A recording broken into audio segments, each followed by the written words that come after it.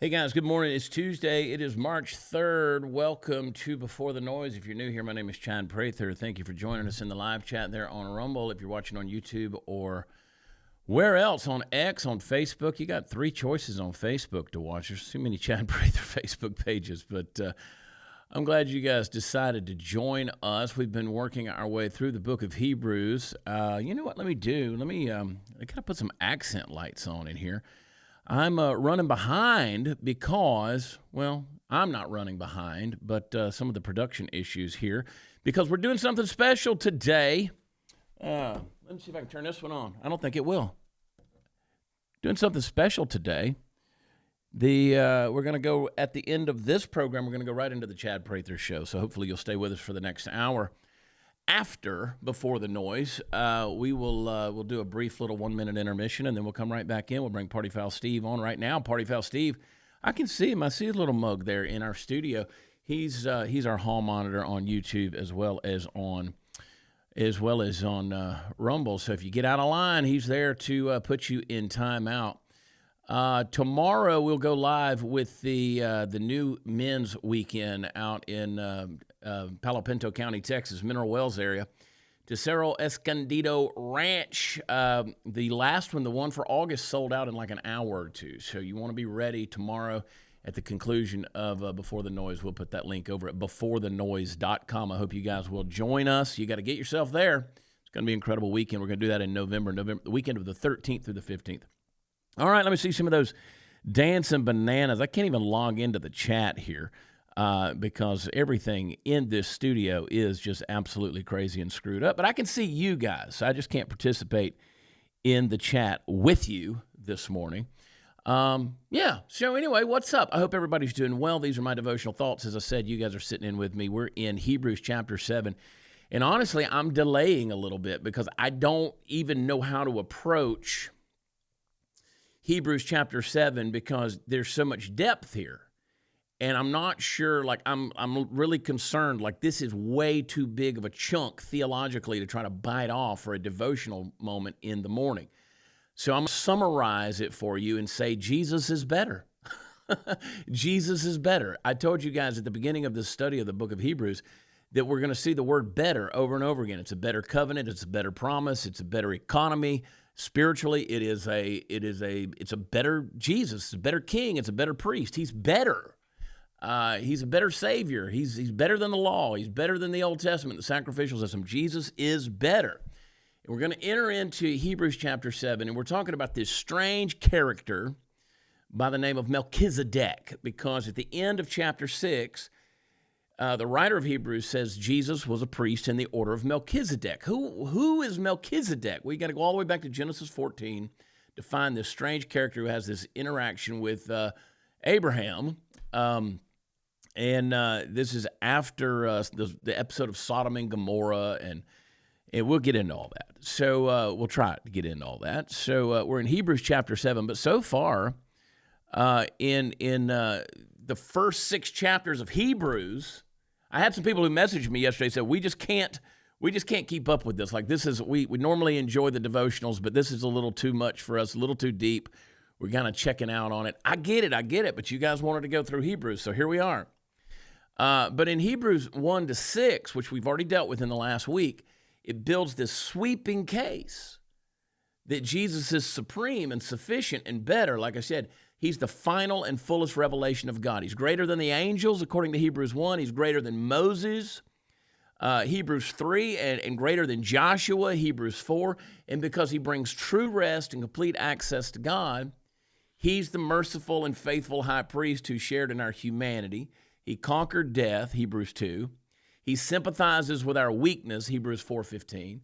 He invites us to draw near with confidence. And the chapters, they warn urgently against us drifting away, hardening our heart, falling into unbelief, Hebrews 2:1 and 3:12. Calling believers to perseverance and spiritual maturity instead of remaining infants in the faith, Hebrews 5:12 and 2:6:1, I should say.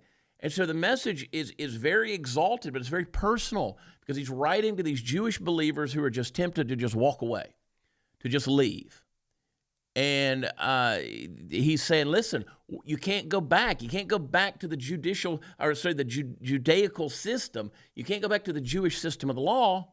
Can't go back to the temple sacrifices, because the one who fulfills all that, Jesus, he's here and he's better. What are you going to go back to? And so he's saying, don't settle for the shadows. Hold fast to Christ, because in him alone is promise, in him is rest, in him is a priesthood, and in him is an unshakable hope. So some of my guys clipped a little deal. We were talking about the priest being better, the priest being better.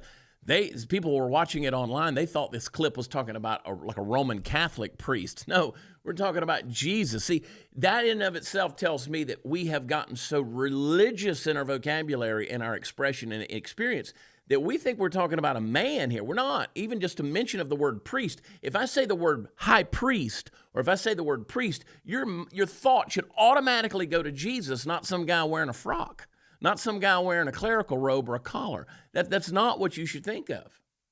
But see, we're so steeped in religion, we're so steeped in the things that represent something, the symbols, that we immediately forget that what we're talking about here is Jesus.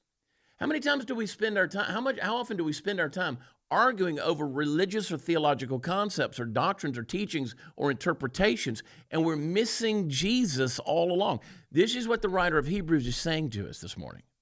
He's saying we've gotten so caught up in the religious trappings and bindings, the religious performance and expression, that we're missing the high priest who's better than all of these religious things that we can go back into. And the reason we go back into it is these Jewish believers, they were being persecuted. There's an element of that for us, but we like to have something tangible, don't we? Something I can reach out and put my hand on. And so he's saying, listen, you might not understand everything right now, but we're taking you into this glorious realm. Yesterday we talked about your hope being anchored in the holy place where Jesus is seated in the place of authority. And he says, and you can rest in that because you know that you have a high priest in the order of Melchizedek. Now, again, who in the world is Melchizedek? Well, let's read just for a minute here. Let me see how far I want us to go. I think I want us to go. Let's just read the first. Let's just read the first. 10 chapters. You can see the notes over at Before the Noise. I'm sorry, the first 10 verses. You can see the notes at beforethenoise.com. You can check out the blog, and you'll see today's notes. So verse 1, this Melchizedek. Well, you know what? Let me pray. I want to pray because before I even approach this, I got to fix my own heart. You just got to make sure that I'm approaching this properly because this is heavy stuff. Father, in Jesus' name, thank you for this day. Thank you for this morning. Lord, we just lay aside the burden, the frustrations, the noise of the day right now because it's been plenty already today.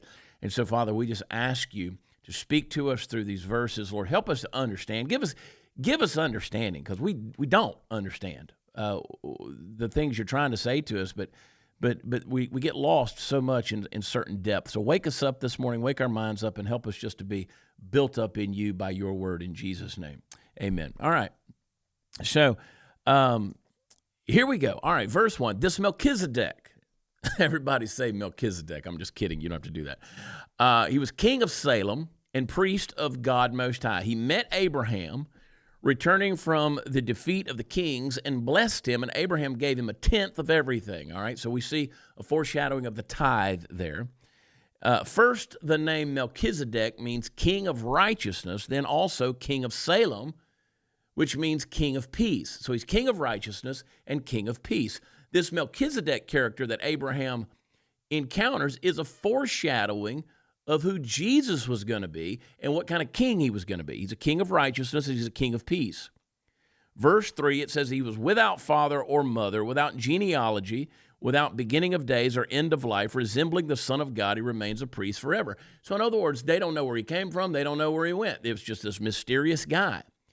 And so the writer of Hebrews is drawing this resemblance here to how Jesus existed or exists. Verse 4, just think how great he was. Even the patriarch Abraham gave him 1/10 of the plunder. Now the law requires the descendants of Levi, who become priests, to collect 1/10 from the people, that is, from their fellow Israelites, even though they also are descended from Abraham. This man, however, did not trace his descent from Levi. Those of you who remember the 12 tribes of Israel, the Levites were the family of the priesthood. Yet he collected a tenth from Abraham and blessed him who had the promises. And without doubt, the lesser is blessed by the greater.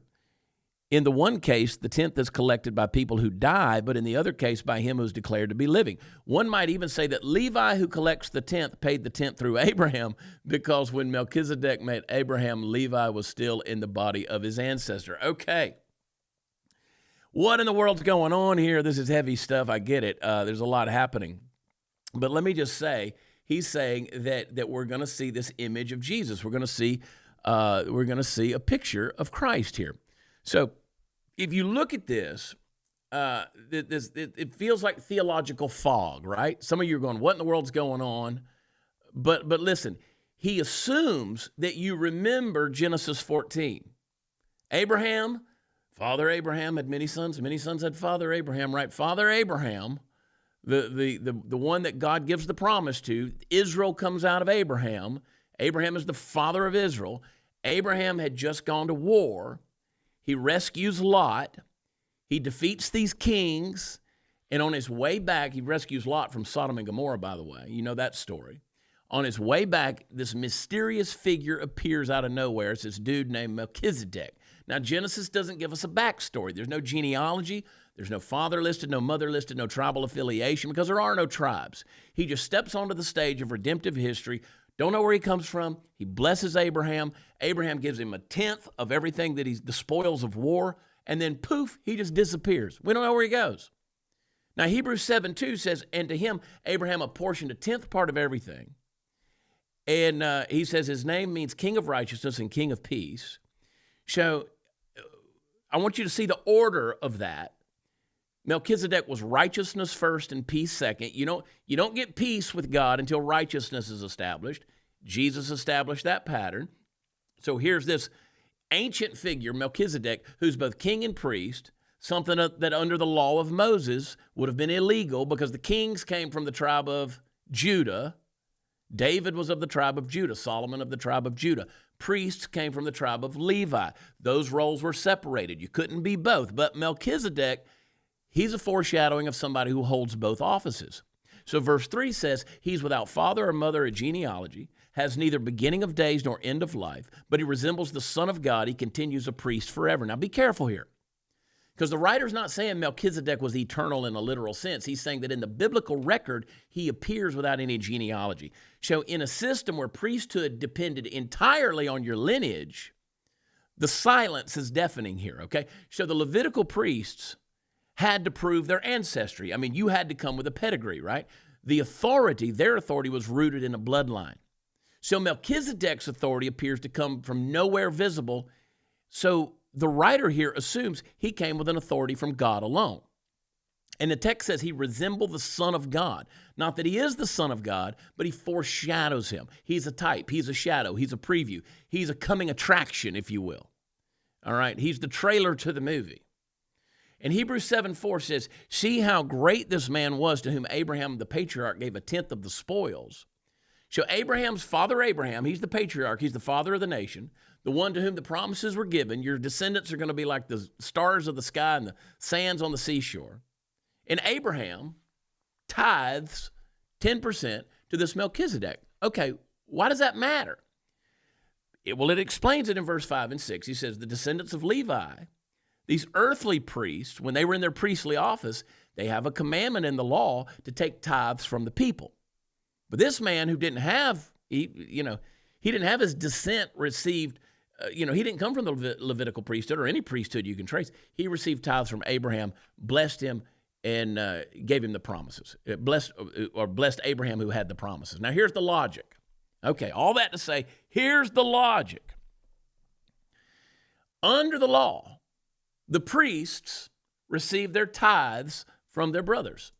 All the other tribes of Israel had to come to the Levites because, again, that was their job, was, the worship, the tabernacle, the sacrificial system, all these things, the things that made the economy of Judaism run. All the other tribes came and gave 10% to the Levites. Makes sense. But Melchizedek, he has no lineage. He's not from Levi. He receives tithes from Abraham himself. So Abraham hadn't had children yet. Okay, so there are no tribes of Israel. And not only that, Melchizedek blesses Abraham. So verse 7 says it's beyond dispute that the inferior is blessed by the superior. So the greater blesses the lesser. So if Melchizedek blesses Abraham, then Melchizedek is greater than Abraham. Now again, he's building a law case here. So if Abraham is the father of Levi, which the priests come out of Levi, then Levi is in a sense beneath Melchizedek too. Okay, let me just clear the fog a little bit. What that's saying is, you guys want to go back into the Levitical priesthood, but I'm holding up, the writer of Hebrews says, I'm holding up a priesthood that's higher than the Levitical priesthood. Now, these guys would have ripped their robes and they would have spit on the ground and they would have stoned somebody for saying that.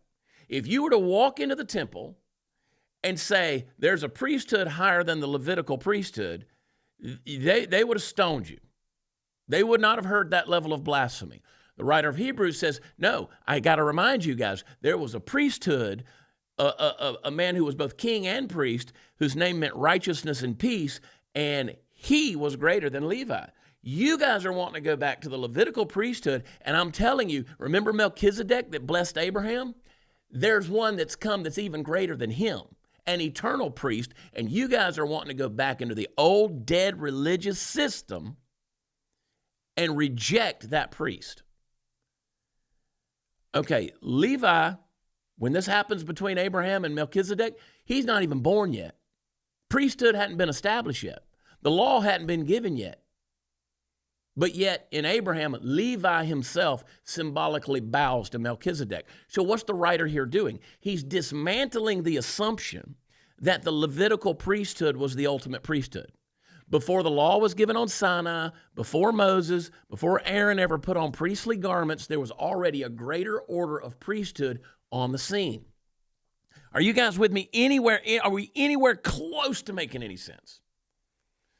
Now, just stick with me, because Psalm 110, verse 4 says, the Lord has sworn and will not change his mind. You are a priest forever after the order of Melchizedek. That's a prophetic statement. David, King David, is writing centuries after the law was given, which means God always intended, even in the Old Testament Psalms, God always intended a different and greater priesthood than Levi to come. Now, every now and then, we get people who like to troll us in the chat, and they like to say, oh, you just Israel this, Israel that. No, we're literally saying that Jesus has come. He's a greater priest than their priesthood. And if you're going to go back into Old Testament, Old Covenant living, or you're going to go back and try to cling to some shadow or type or symbol, you're missing the entire redemptive point of God's eternal plan. There's a divine design here. Melchizedek is a shadow. He's a preview of this priest who's not grounded in any genealogy, not limited by any death, not confined to a lineage. He's not confined to one tribe, but he's also a priest who's also a king. So a priest whose authority doesn't come from ancestry, but divine appointment alone. The writer of Hebrews is preparing you for the name that's about to step into that role fully and finally. What did he say in Hebrews 1? God has spoken in these last days. His name is Jesus. Before he ever says it explicitly in this chapter, he's building the case. If there was a priest greater than Abraham, and therefore greater than Levi, and if God promised another priest in that order, then the entire Levitical system was never the end of the story. It was a shadow pointing forward. And here's the question you got to wrestle with. Here's what we got to wrestle with. What system are we trusting in that's always temporary, that's going to go away? Are we trusting in the, quote, priest who stands outside the limits of lineage and death? Are you expecting something else to make sacrifice for your sin? Are you expecting something else to satisfy your religious tangibility, the thing you want to put your hands on? Because Hebrews 7, 1-10 is not an Old Testament trivia lesson. It's a declaration that from the very beginning, God wasn't pointing to Israel. He wasn't pointing to the Levitical priesthood. He wasn't pointing to the law. He was pointing beyond all of that to a better priest, a greater righteousness, and a deeper peace. Righteousness, then peace. His name meant righteousness and peace. That order, righteousness first, then peace. Both of those are fulfilled in Jesus Christ. Woo, got to take a deep breath here because I got more to say, but I got to take a deep breath. You guys with me so far? Let me see some of those. Does Jesus want us bombing Iran and why? I don't know. Ask him. He's right there. Talk to him about it.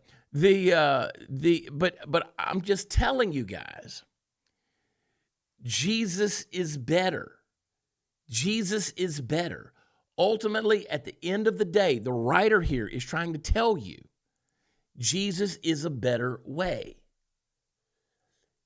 I got more to say on this. I want to, we're holding on. We're holding on to these things, carrying water for a religious system that Jesus came not to abolish, to fulfill. Fulfill. He's done that. Past tense, present reality, ongoing fulfillment and consummation. Jesus has done that. There's only one God. That's Jesus. There's only one high priest. That's Jesus. There's only one mediator between God and man. That's Jesus. There's only one covenant cut in the blood of one sacrifice, and that's found in Jesus. If you're hanging on to anything else this morning, if you're hanging on to the headlines, if you're hanging on to whatever's going on in this world, and that's what's consuming your mind, you're missing that greater high priest who brings both righteousness and peace. You're missing it. And I will say this, so many people, so many of us, every day, I say so many people, all of us actually, all of us, we want to reach back to some kind of religious thing and hold on to that, or some kind of religious argument, or some kind of, no, stop all of that. Lay it at the feet of the one who's high, lifted up, glorified, exalted, and see, as the scripture says, with his feet on the nations. He used the nations as a footstool. What is man that God is mindful of him? Listen, he's mindful to the point where he came, God took on flesh and became a better high priest and made the sacrifice himself, as himself, for you. That's a greater high priest. And these people they're wanting to walk back into the shadows. And he's saying, hang on, before you do that, I got to tell you, there's a way better priest. He's way better. In fact, he's the only way for you to go. We saw that yesterday. All right, real quick, let me just tell you, our friends over at Rumble Wallet, scan that QR code. I'm gonna give you some application on that in a minute. We're not gonna leave you in the fog. Just hang tight. Scan that QR code, Rumble Wallet. You can invest there. They can't touch your money. The banks can't shut you down. This is a place you can put your money backed by Bitcoin and Tether Gold, and you can save it there. You can spend it there. You can whatever you need to do from there. If you're listening by way of podcast, go to wallet.rumble.com. And you can get the app, but you can scan that QR code right there, or you can get Rumble Wallet over on the App Store, both on Google Play as well as on the App Store. But go over there and check them out, and it's a pretty cool way. And also, you can send us tips in here. Pretty cool. There you go. Boom, boom, boom, boom, boom, boom, boom, boom. And you're not gonna listen. You're not gonna say Well, we'll handle all that on the Chad Prather Show. That's, by the way, we're going to go into the Chad Prather Show. We'll deal with the headlines over there. For now, these are our devotional thoughts. We're in Hebrews chapter 7. Look at verse 11. If perfection could have been attained through a Levitical priesthood, and indeed the law given to the people established that priesthood, why was there still need for another priest to come, one in the order of Melchizedek, not in the order of Aaron? And by the way, Aaron was Levitical, for he was from the tribe of Levi. For when the priesthood is changed, the law must be changed also. He of whom these things are said belonged to a different tribe, and no one from that tribe has ever served at the altar. For it is clear that our Lord descended from Judah, and in regard to the tribe of Moses said nothing about priests. And what we have said is even more clear. If another priest like Melchizedek appears, one who has become a priest, not the one on the basis of a regulation as to his ancestry, but on the basis of the power of an indestructible life, for it's declared you are priests forever in the order of Melchizedek. In the former regulation is set aside because as weak and useless, for the law made nothing perfect, and the better hope is introduced by which we draw near to God. All right, I got to stop right there because just listen to me. Because this is where the writer stops hinting and he starts pressing in. He says, if perfection, verse 11, had been attainable through Levitical priesthood, for under it the people received the law, what further need would there be? Why would there need to be another priest to arise after the order of Melchizedek, one named after the order of Aaron? Aaron, of course, being the brother of Moses. They were Levites. That's where the priesthood came. And he says perfection. Perfection is a critical word because it doesn't mean a moral flawless in an abstract way. It means completion, fulfillment, maturity, brought near to God, clean conscience, finished standing. So the question is simple, but it's devastating. If the Levitical priesthood could actually complete you, why would God promise another priesthood, right? So the very promise of another priest proves the insufficiency of the first system. So he says, you guys are wanting to go back into a dead system. You guys are wanting to go back. See, this is one of the reasons why I'm not real big on people who want to keep going back and using some kind of Hebrew word in their Christian expression or whatever that stuff is. Listen, I don't have to go back and hold on to the shadows. I don't have to learn Hebrew. I don't have to learn Hebrew terms. No. His name is Jesus, okay? I approach God on the basis of the merits of Jesus Christ. I don't have to go back to a bunch of Hebrew stuff. I don't have to go back. And so we have a bunch of Christians out there who now we might not look back at Old Testament Judaism, but how many people out there, and you hear it in their language all the time, they're looking forward to some kind of Hebrew Judaism. Stop thinking that way. Verse 12, he says, when there is a change in the priesthood, there's a change in the law as well. That's not a small statement. The priesthood and the law were intertwined. The law established the priesthood, and the law was given to the tribe of Levi in Moses and Aaron. The priesthood administered the law. You can't alter one without affecting the other. So if the priesthood changes, the covenantal structure changes. Verse 13 and 14 says, the one of whom these things are spoken belonged to another tribe from which no one has ever served at the altar, for it's evident that our Lord has descended from Judah, and in connection with the tribe of Moses said nothing about priests. Jesus came from what tribe? Anyone out there? I mean, there's a lot of Israel experts in the deal. Tell me. I like that kid stuff. You like the word Shabbat. Well, Jesus is the Shabbat. There's no more Sabbath. Not in the physical sense. Jesus has fulfilled that. Jesus is your rest. That's what he is the Shabbat. Jesus is the Elohim. Jesus is the Yahweh. He is the I am. Jesus 10 times through the book of John gave the I am statements. What tribe did Jesus come from? Jesus came from the tribe of Judah. That is the kingly lineage. He didn't come from Levi. Okay? Now, under the Mosaic law, that should have disqualified him from being the priest he's talking about here, because there were no priests from Judah. Moses didn't say anything about priests coming from that tribe. So if Jesus is truly a priest, and the author of Hebrews insists that he is, then we're not just tweaking the old system. We're dealing with a covenantal shift. And verse 15 says, this becomes even more evident when another priest arises in the likeness of Melchizedek. Not in the likeness of Aaron, in the likeness of Melchizedek.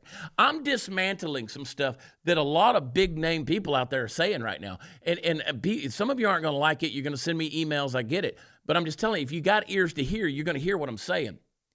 Because verse 16 explains who has become a priest not on the basis of a legal requirement concerning bodily descent, but by the power of an indestructible life. There it is.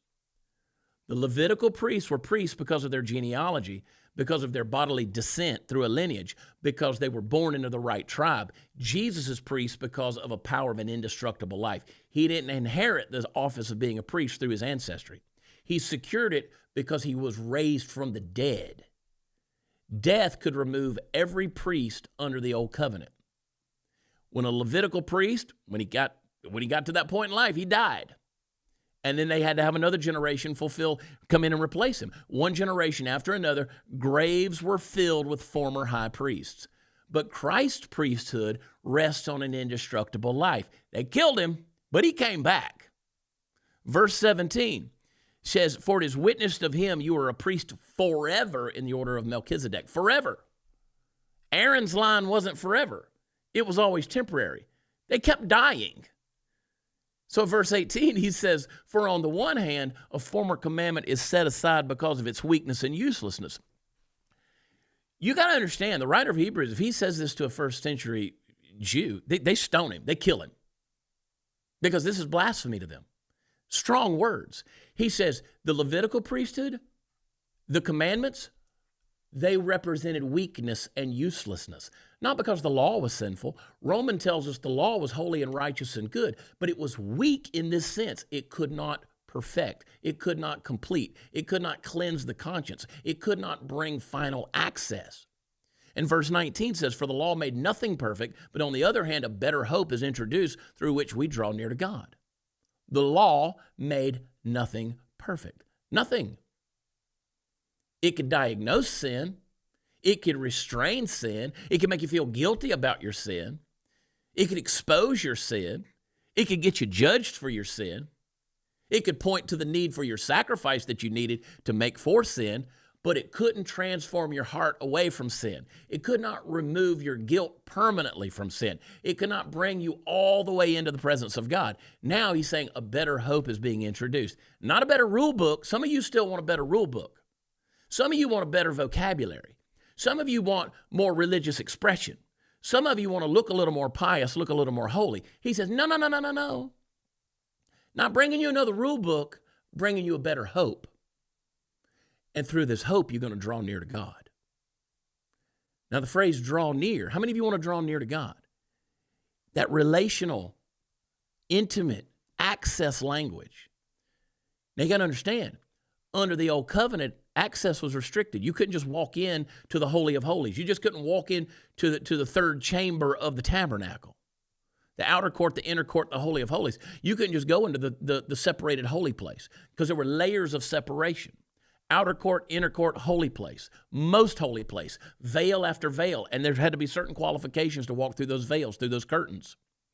But he says now, because the priesthood has changed, because the covenant has shifted, because the indestructible risen Son of God has come back from the grave, there's a better hope. And the hope brings you near. And what the writer is saying to his audience and to us is stop clinging to a system that can never complete you. Stop trying to squeeze eternal assurance out of temporary structures. Whether it's Jewish or Baptist or whatever it might be. You know, whatever your rule book is, he's saying God himself promised another priest, which means there's nothing and no one back there that's ever going to be ultimate for you in terms of you being able to draw near to God. If the law made nothing perfect, then I'm telling you, if a perfect law can't make you perfect, then your performance of the law will not make you perfect either. Because perfection doesn't come through regulation. Your maturity, your completion, your rest, your walking with God, it doesn't come through ritual. Why? Because your access doesn't come through your ancestry. It comes through a high priest whose life can't be extinguished. His name is Jesus. And the question underneath these hard verses to understand is this: are you still trying to finish what the law could never even start? Or have you stepped into a better hope? That's the one through which we draw near to God. Are you guys with me at all? Because the priesthood has changed. The covenant has shifted. The door is open wider than it's ever been opened before. I want you to think about all of this stuff like a computer, okay? Like outdated software security. And you've got this operating system. It's an embedded system in your computer. And think about it like this. Under the old covenant, under the old operating system, you were constantly having to patch the vulnerabilities. There were firewalls that were being breached. There were viruses that were entering in. And every time one of those happened, you had to get another update. I mean, you remember the Windows pop-ups? He was always trying to get you to update and buy another virus software. And like that's the law. That's the old covenant. It's like another virus. Sin has popped up. Another breach has happened, another warning. And now I got to do another update. I got to make another sacrifice, got to do another patch, got to do another fix. But even if I keep updating it, what was the old software company that was always popping up? What was that crazy thing? I got sick of it. Always, you might be infected by this, blah, blah, blah, this bug, malware. You remember all that? And you were constantly having to update all this stuff. McAfee, that's what it was. And now you're sitting there and you got this system. And you're like, gosh, when's another virus going to hit? So the system itself was fragile. Hebrews 7:19 says the law made nothing perfect, right? So now imagine the manufacturer comes out and completely replaces the operating system with one that simply can't be corrupted, can't be infected, can't crash, doesn't require endless patching and fixing and updates. Because it's not a patch, it's not a fix, it's a whole new operating system. It's a new foundation.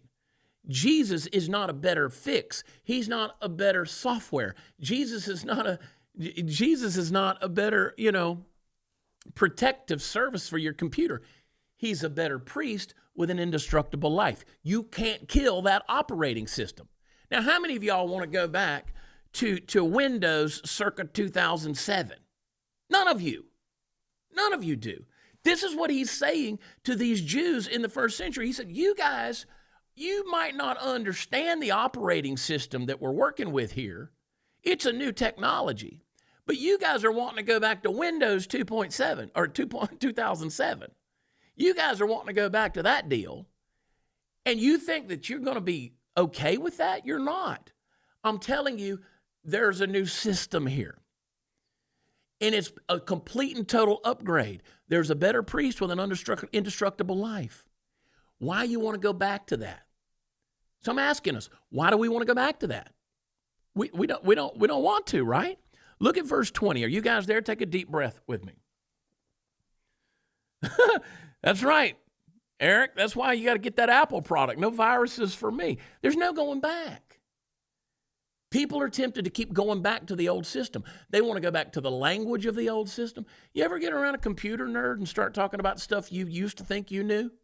And they kind of laugh at you, these kids these days, with the advent of all these different technologies that are out there. And we start talking about, there's kids out there, they don't know what a cassette player is. They don't know what an 8-track is. They don't know what a CD is. They don't have a clue what Blockbuster Video is all about. You start talking about that, and they're like, what are you talking about? You mean like Redbox? You mean like there's a person in the Redbox? What do you mean? What do you mean you worked at Blockbuster? That's the old system. The writer of Hebrews is saying, why are you trying to go back to that? You're going back to a feudal way of life. Why are you going back to the old religious rituals? We all have a temptation to do that. Look at verse 20 in Hebrews. We're in Hebrews chapter 7. If you guys are still with me. I can't believe you guys are still with me. This is some heavy stuff. I'm not even sure I grasp all of it. It's way too early for this stuff. Verse 20 says, it was not without an oath.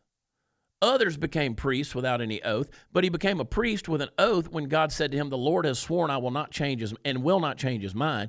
You are a priest forever. Because of this oath, Jesus has become the guarantor of a better covenant. Now there have been many of those priests since death prevented them from continuing in office, but because Jesus lives forever, he's got a permanent priesthood. Therefore, he's able to save completely those who come to God through him because he always lives to intercede for them. Can I just read that again? He says, all these human priests, they die. Their bodies are scattered all over the desert in the Middle East. He said, they die. The Jewish system, it dies. The law, it produces death. And he says, these people out there, it's a system that was built and given in order to prove how useless the system was, how flawed the system was. God gave them a righteous operating system that they kept corrupting because they couldn't keep it. They couldn't keep up with it. And so he says in verse 25, let me get back to it. Verse 25, therefore, he is able to save completely. Jesus, the great high priest, those who come to God through him, because he always lives to intercede for them. Do you understand that there is access to God through Jesus, your high priest, and that mediator, he ain't ever going away. This isn't about religious structure. This is about a certainty. The priesthood changed, and now think about how unshakable this new operating system is, this new priesthood. It says that it was not without an oath. Now, that feels like a little deal, but it was not without an oath. Verse 21, for those who formerly became priests were made such without an oath, but this one was made a priest with an oath by the one who said to him, the Lord has sworn, I will not and will not change his mind. You are a priest forever. So under the old covenant, under the Old Testament, under the law, under the Levitical priesthood system, the priests became priests by their lineage. They were just born into it. You didn't have a choice. You're just born into it. I mean, sort of like LeBron's kid who can't really play basketball that well. He's just kind of born into it. They get him drafted by the Lakers. I know, here come the messages. I'm just saying, just born into it. There's no sworn declaration from heaven that's recorded over every Levitical priest. They're just born into it. But Jesus was different. He didn't just drift into priesthood through genealogy. God swore. You ever look at the book of Matthew and look at the Gospels and you see the genealogies of Jesus and you're like, why? Like, you ever try to read your Bible and you get lost in so-and-so begat so-and-so and so-and-so and begat so-and-so, and like, why are we talking about all these people having babies? For like a century, we're talking about people having babies, centuries. Why does it matter? This is why it matters. This is why they put the genealogies in there. Because you had to see the lineage of the people and where they came from, because their lineage qualified them. But he says Jesus was declared priest by an oath. He was sworn. And it says, and God will not change his mind forever. That's a covenantal finality. That's why when you read the book of Hebrews, you talk about Adam being the first Adam and brought sin into the world. And then people sometimes flippantly say, well, Jesus is the second Adam. He's not the second Adam. He's the last Adam. He's it. You can't have a second Adam, because if you got a second Adam, you can have a third Adam, fourth Adam, fifth Adam, whatever. No. God tied his own unchanging character to the priesthood, the mediation of Jesus Christ. Verse 22, this makes Jesus the guarantor of a better covenant. Guarantor. Now, that's a word you don't toss around every day. It means Jesus doesn't just announce the covenant, he secures it. He stands behind it. He ensures its fulfillment. How many of you ever went out and tried to, your kid comes to you and says, I'm trying to buy this car, but I can't get a loan. I don't have the money. I don't have the credit. Okay, that's where you were spiritually, where you're going, I'm trying to get access to God, but I'm broken. Like I'm the bad, I sinned. And he says, wait a minute, there's a guarantor. If the covenant depended on us and our credit score spiritually, it would collapse under the weight of our inconsistency. But your credit score before heaven depends on him. He's the guarantor. Not just another covenant, it's the covenant. It's the covenant God intended to have all along. It's the better covenant because it's the covenant. It was secured by an oath. Better because it's secured by an indestructible life in Jesus. Better because it's not temporary. Jesus isn't going to be another body buried in the ground, outside Sinai. And the writer contrasts the old priests with Christ in verse 23. He says, the former priests were many in number because they were prevented by death from continuing in office. There were a bunch of them. We've read the lineage. Why? Well, there was a bunch of them because they kept dying. Every generation needed new priests. Every death meant an interruption. They had to bring a new one in. Every funeral meant a transition. Every system, that system constantly cycling through weak, vulnerable, fallen men who couldn't outlive their own mortality. It's simple. People die. Verse 24 says, but he holds his priesthood permanently because he continues forever. Permanently, he continues forever. There's never going to be a vacancy in this office. There will never be a succession crisis in heaven. You want to talk about bombing Iran? They can't get anybody to go sit at that desk right now, can they? Nobody wants that job. Nobody wants to fill that leadership void. You see, Jesus can't be annihilated. Jesus can't be voted out. Jesus can't be impeached. Jesus can't, he's not subject to the ballot. Jesus can't be taken out of office because of voter fraud. He's not subject to the 25th Amendment. You can't, there's never a succession crisis in heaven. There will never be a moment when Christ's priesthood lapses because of death or weakness. Verse 25 lowers the boom. He says, consequently, he's able to save, that's you and me, to the uttermost, those who draw near to God through him, since he always lives to make intercession for them. So somebody asked a little while ago, what does Jesus think about us dropping bombs on Iran? Well, let me tell you something, son. Man's inhumanity to man is not anything new. It's been going on since Cain picked up a rock and slew Abel, his brother, okay? People have been killing each other. People have been doing murderous things. People have been doing all kind of evil atrocities. There's no government of man that's going to save anybody. Not the American government, not the Israeli government, not the Russian government, not the Iranian government, not North Korea and Kim Jong-un. Nobody's going to save man. There ain't no governments of man that are holy. Ain't no governments of man that are righteous. There's none. None. If people aren't righteous, then the governments they run aren't going to be righteous either. But I will tell you this.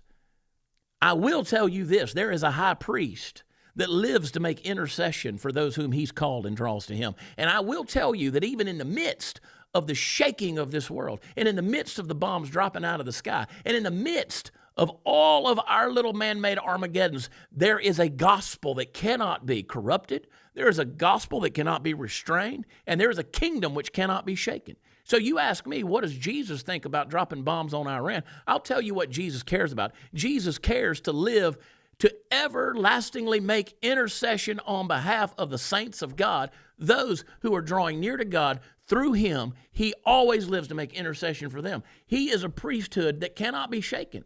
He is a rulership that cannot be dethroned. And so I'll tell you what Jesus thinks. Jesus thinks that his kingdom is going to expand in spite of the saber rattling and the bombs dropping and the inhumanity that man commits against other men. He is able, not barely able, not potentially able. He's able. He's able to save to the uttermost, regardless of our crisis or circumstances, regardless of the headlines. The phrase means completely, entirely, all the way, forever, to the final extent. Not a partial salvation. No. We're going to talk about this later on another day, but his kingdom can't be shaken. His priesthood doesn't give a temporary covering, not a probationary acceptance. Uttermost salvation for whom? Those who draw near to God through him. What's Jesus up to? That's what he's up to right now. That language of nearness, drawing near, access, relationship, he's able to save to the uttermost, says since he always lives to make intercession for them. He always lives, present tense reality. Jesus is not only the sacrifice of the past, he's the intercessor of the present. Right now, at this very moment, the risen Christ stands as high priest interceding, not pleading desperately as if he's unsure, not wringing his hands trying to figure out what Donald Trump's doing or whoever steps into some kind of leadership. He's not worried about their cabinet meetings. He's representing perfectly based on a finished sacrifice and an indestructible life and a risen from the grave existence. Let me tell you, under the old system, you had to worry about those kind of things. You know why? Because you had a priesthood that offered sacrifices repeatedly because sin kept interrupting the fellowship and nearness with God. It didn't exist. Under a new covenant, Christ offered himself once. Now his ongoing intercession secures the application of that once for all work. Your salvation isn't sustained by the headlines or your emotional consistency or your feelings or your vibes. It's not preserved by your spiritual intensity. It's not upheld by a living high priest who never stops representing you with blood coverings and sacrifice of bullocks and goats and sheep. And no, he represents you. The great high priest represents you before the Father because he lives to make intercession for you. That's why Paul told Timothy, 2 Timothy 2:5, right? He says that there is one mediator between God and man, the man Christ Jesus. When God looks at you, he sees through the lens of Christ. And it says, because God swore, because Christ lives forever, because his priesthood is permanent, that your hope is not fragile. Your salvation rests on a sworn oath from God and an unkillable priest. The old system, the old priesthood, cycled through dying men. But this covenant is anchored in a living son. So the question is personal. What are you going to do with this priest? Are you going to draw near to the Father through him?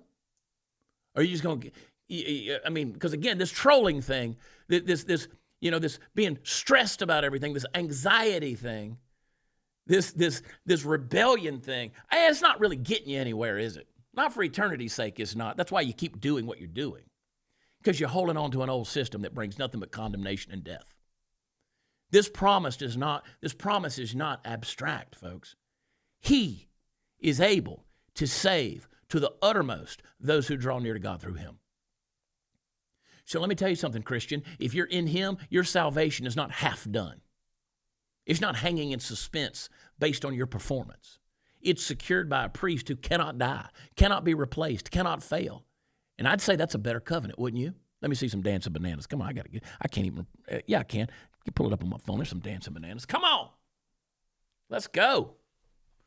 Hey, listen, in a little while, we're going to fold right into the Chad Prather Show.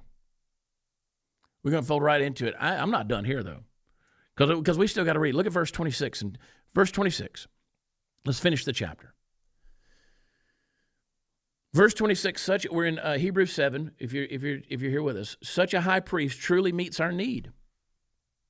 I mean, we could camp out right there for another 30 minutes. Such a high priest truly meets our need. You got a need today? Hey, there's a high priest that meets that. One who is holy, blameless, pure, set apart from sinners, exalted above the heavens, unlike the other high priests. He does not need to offer sacrifices day after day, first for his own sins and then for the sins of the people. He sacrificed for their sins once for all when he offered himself. For the law appoints as high priests men in all their weakness, but the oath, which came after the law, appointed the Son who has been made perfect forever. Whew. Let's land the plane, okay? Because this is going to become intensely personal if it hasn't already.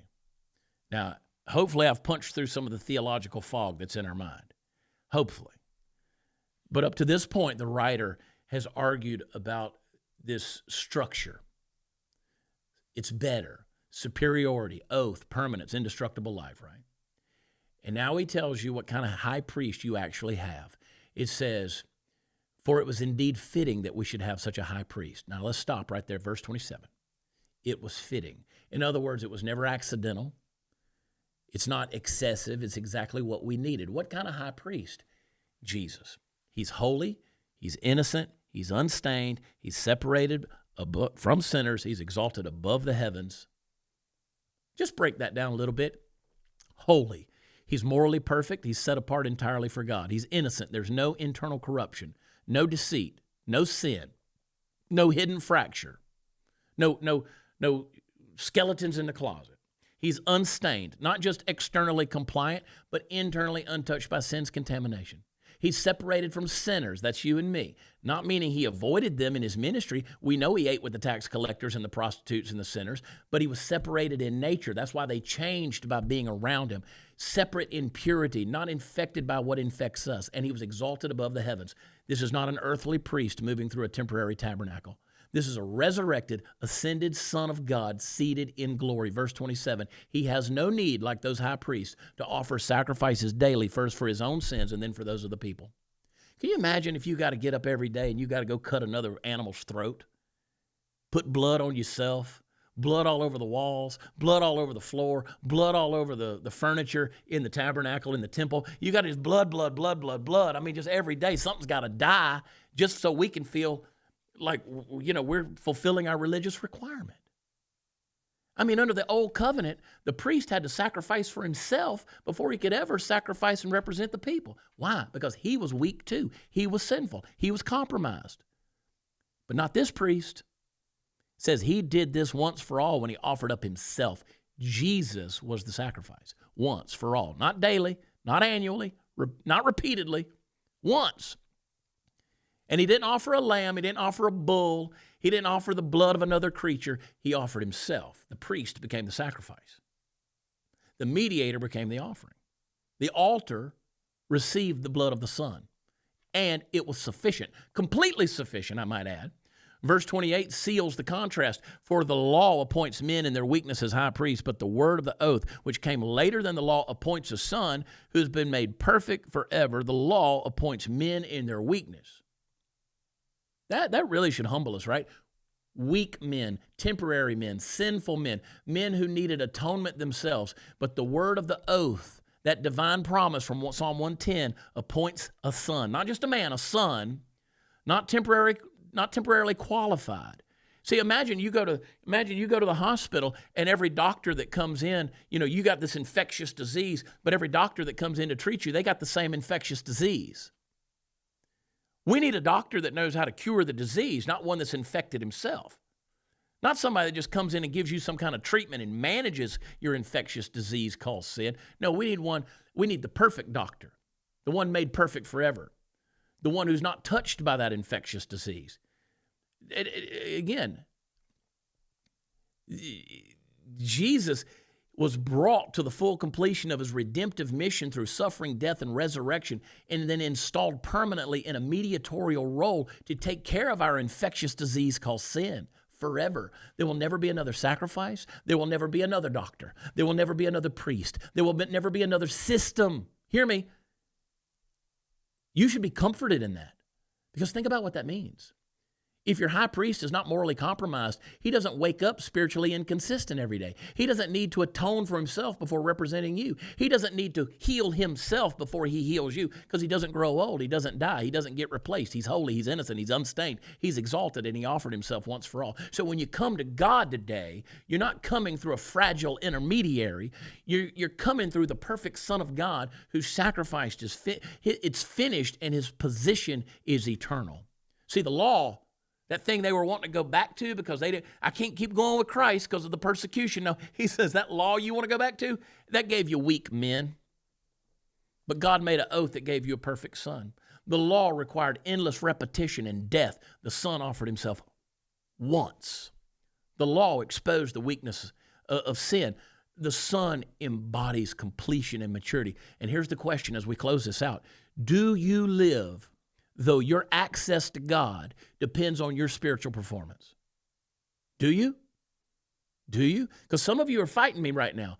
Do you understand that your access is anchored in a high priest who is wholly exalted and permanently installed? Because Hebrews 7 doesn't leave room for half measures here. You either cling to weak systems and repeated striving that leads to death, or you rest in a perfect priest who's finished the work and reigns forever. Hebrews 7:26 says that it was fitting that we should have such a high priest. A high priest, not a lesser one, not a temporary one, this one. And he is enough. All right? All right, we got to jump over here in a minute. You guys, y'all okay there in the chat? I mean, we saw that there's this priest that before the law was ever given named Melchizedek. King of peace, king of righteousness. Greater than Abraham, greater than Levi. His authority was not rooted in genealogy. That was the setup at the beginning of Hebrews 7. Then in Hebrews 7:11, he says, if perfection's been made attainable through the Levitical priesthood, what further need would there have been for another priest? If the old system could complete you, why promise another one? That's the question. Why you want to keep holding on to the old stuff when the new promise was given all along? Because the promise itself proves the insufficiency of the old one. Verse 12 says, when there's a change in the priesthood, there's necessarily a change in the law as well. It's not a tweak. It's a covenantal shift. There's a new covenant, better covenant, better one. He lives through the power of an indestructible life. Death ended every other priest's ministry. Resurrection established Jesus' forever. That makes Jesus the guarantor of a better covenant. He's not just announcing good news, he's secured good news. That's why the gospel is not a, hey, let me walk you through the Roman road and tell you this story and maybe invite you to Christ. No. The gospel is a declaration, a proclamation from a position of victory that says he secured it. He stands behind it. He guarantees it. And then in verse 25, he is able to save to the uttermost those who draw near to God through him, since he always lives to make intercession for them. He's able to save to the uttermost. He always lives to make intercession. Not fragile salvation, not conditional acceptance hanging by a thread. Some of you hanging by a thread. No. If you're in Christ, you have an ongoing, secured redemption, okay? And then Hebrews 7:27, he offered himself up once for all. Once. Final. Men in their weakness have a son who's been made perfect forever. So you got to dismantle. That's what Hebrews 7 does. It dismantles any confidence we have in religious systems. It dismantles the trust in ancestry, ritual, repetition, regulation, rules. Dismantles the idea that you can perfect yourself through structure. The law didn't make anything perfect. It's not going to make anything perfect now either. It revealed, restrained, and instructed, but it couldn't complete you. And the heartbeat of Hebrews 7 is if the law couldn't complete you, then your rule keeping is not going to complete you either. If the Levitical priesthood couldn't secure final access to God, then your performance can't secure final access. I mean, you can't read off your genealogy. You don't know who your great-grandmother was. You definitely don't know who your great-great-grandmother was. Very few of you do. These people knew their genealogies, man. They built their whole lives on it. God's intending something better here. That's Hebrews 7. Promised a priest after the order of Melchizedek in Psalm 110, verse 4. Swore an oath by it. Installed a son. Raised him from the dead. Seated him in the heavens. And now, because of that, you have a high priest who's holy, offered himself once for all, lives forever, saves to the uttermost. And the closing question for our hearts is, what are you trusting in right now? Are you trusting in effort? Are you trusting in moral improvement? Are you trusting in religious rhythm and practice and rules? Are you trusting in a living high priest who can't die and does not fail? That's the invitation. Draw near. Hebrews 7:25 says, draw near to God through him. Not through your resume. Not impressive. Not through your referrals or your recommendations. Not impressive. Not through your spiritual track record. Not impressive. Through him. Because the priesthood has changed. The covenant is better. The sacrifice is finished. The Son, Jesus, reigns forever. And if he always lives to make intercession for you, then your hope's not hanging on your strength. It's anchored in his. He's the guarantor. And that changes everything. All right. Listen, tomorrow is the end of the show. I'll be coming to you from a hotel room in Dallas, Lord willing. But tomorrow, the end of the show, we will have the men's retreat for November ready to rock and roll. And we will we'll have that link up. So it'll be at beforethenoise.com, and you'll be able to see the men's retreat there in the deal. The link will be there. Sign up. It's going to sell out quick. I want to see you in Texas. We already got a group of 40 or 50 guys coming in August. I want to see you there in November, okay? Come hang out with us. And I promise you it's going to be a life-changing event.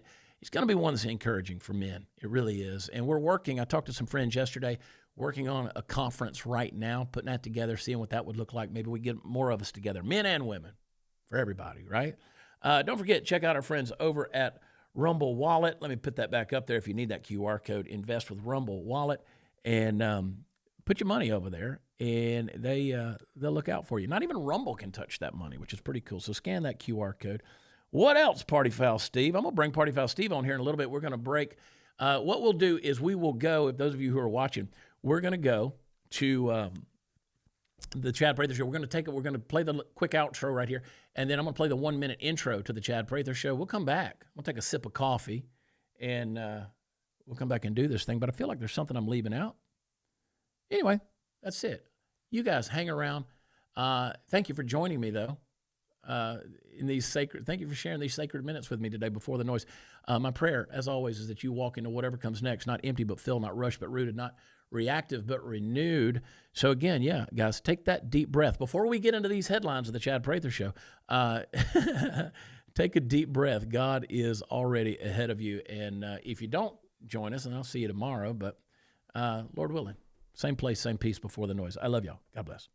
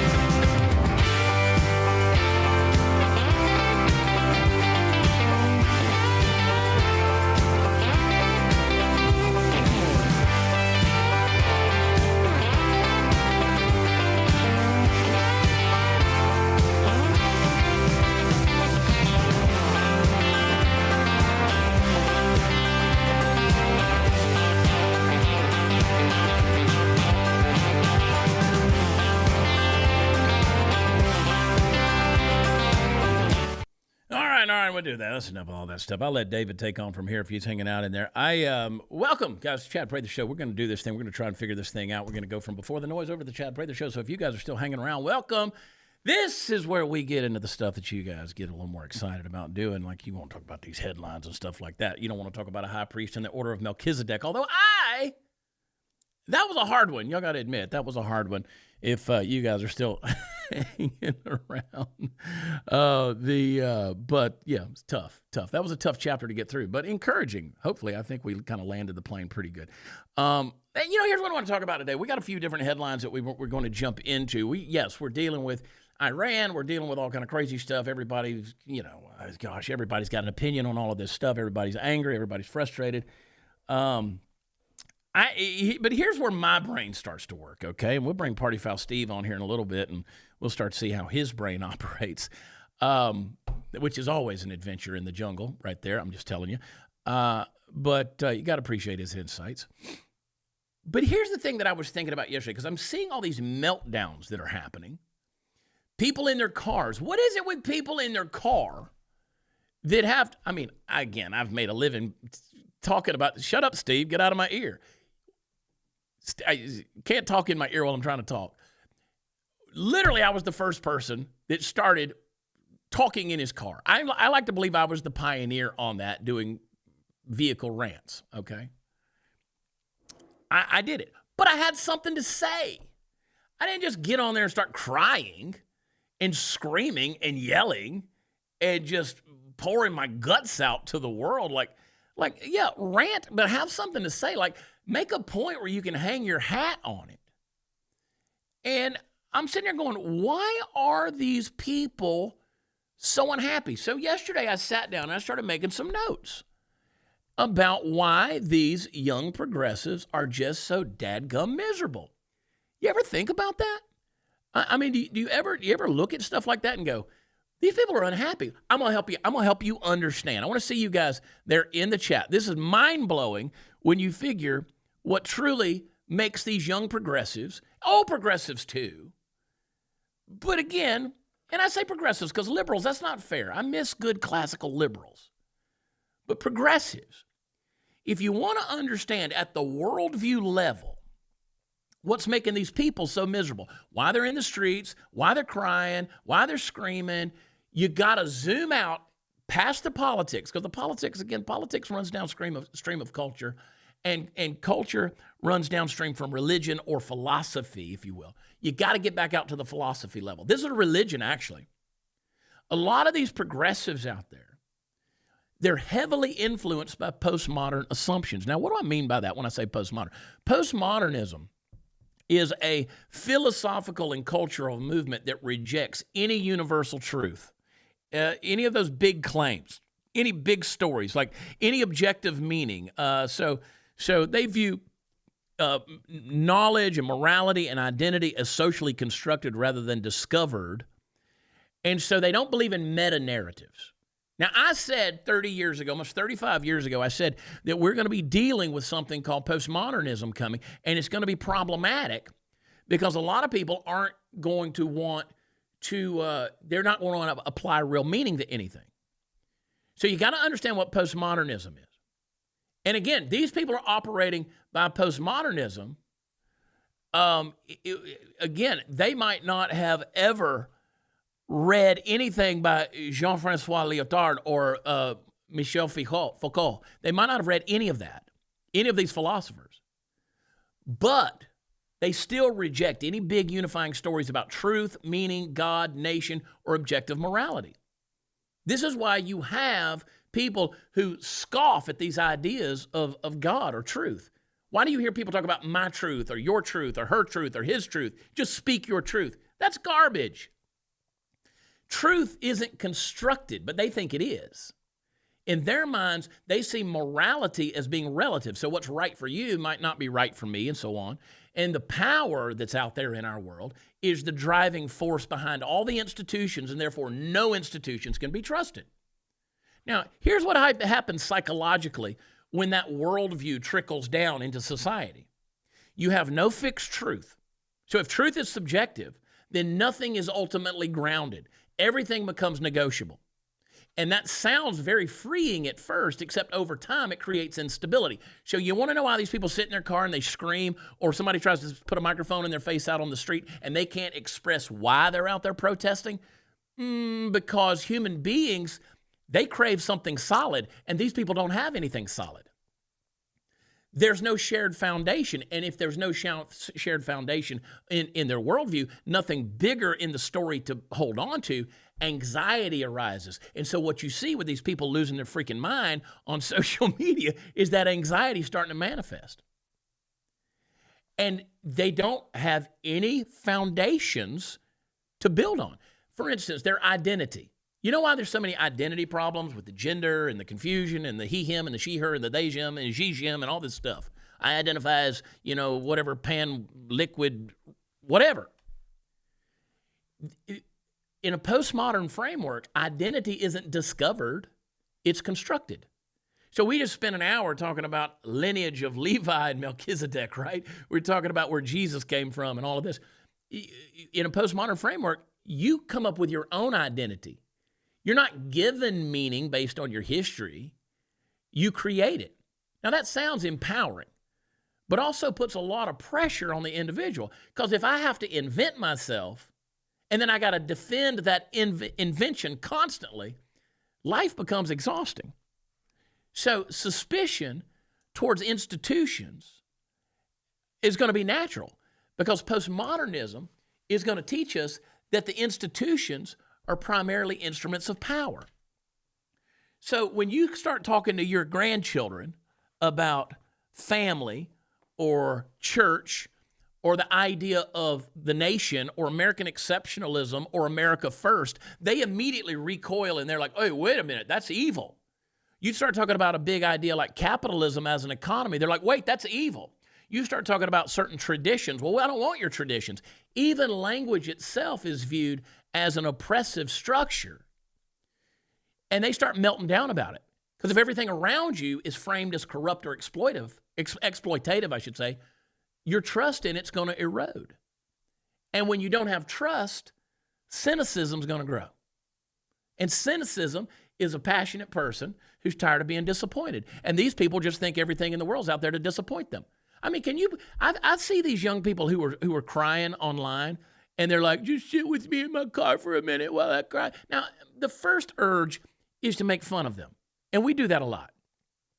But there's a part of me that feels sorry for them, because they've embraced a certain worldview that simply is never going to work for them. It's just not going to work. And so now they have this moral urgency, but it's not built on any transcendence. There's a lot of young progressives out there, a lot of blue-haired, nose ring, the whole thing, that they're deeply, in their minds, in their hearts, they're deeply moral people. Producer David's running for governor in Oregon. Y'all can go to medinafororegon.com, check out what he's doing. It's amazing. If you're not following him, at David Medina PDX on Instagram, he confronts a lot of people out on the street. They come to his campaign rallies. These people are speaking out. They're outraged. They at least verbally care about injustice. They care about equality. They care about people that are suffering. But if there's no transcendent moral anchor, then morality becomes emotionally driven and it becomes permanently outraged. The world's broken, but there's no higher narrative of redemption. There's nothing to fix it. David just had a guy in one of his meetings recently who says, you guys can't fix it. Politics is evil. Everything's evil. Yeah, that's right, because you don't see a higher narrative of redemption in any of the institutions. So the tension has produced anger and despair. And so everything loses its meaning. Because if reality is just competing power structures and social constructs, well, there's no ultimate telos. There's no final purpose. Viktor Frankl argued that in his writing, Man's Search for Meaning, that human beings can endure almost anything if they believe their suffering has meaning. You remove meaning and suffering, it starts to feel pointless. Pointless suffering breeds misery. There's a lot of people, if you believe in something, you can handle the suffering.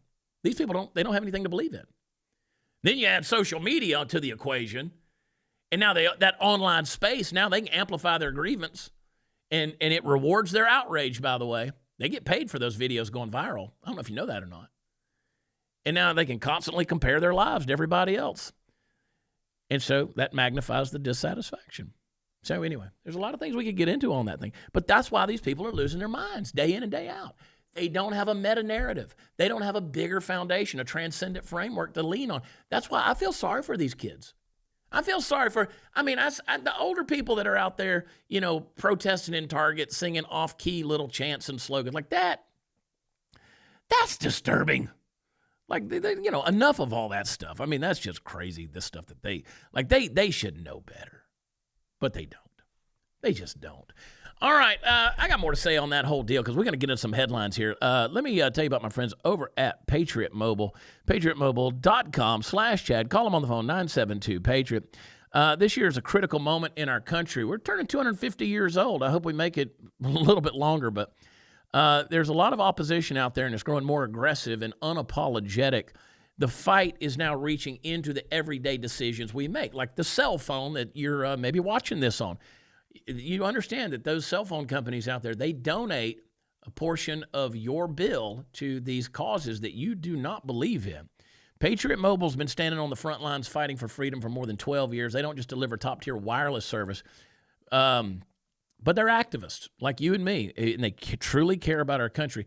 Patriot Mobile offers prioritized premium access to all three major U.S. networks, giving you the same or better coverage than the main carriers. It means fast speeds, dependable nationwide coverage, 100% U.S.-based customer support team, and unlimited data plans, mobile hotspots, international roaming, a whole lot more.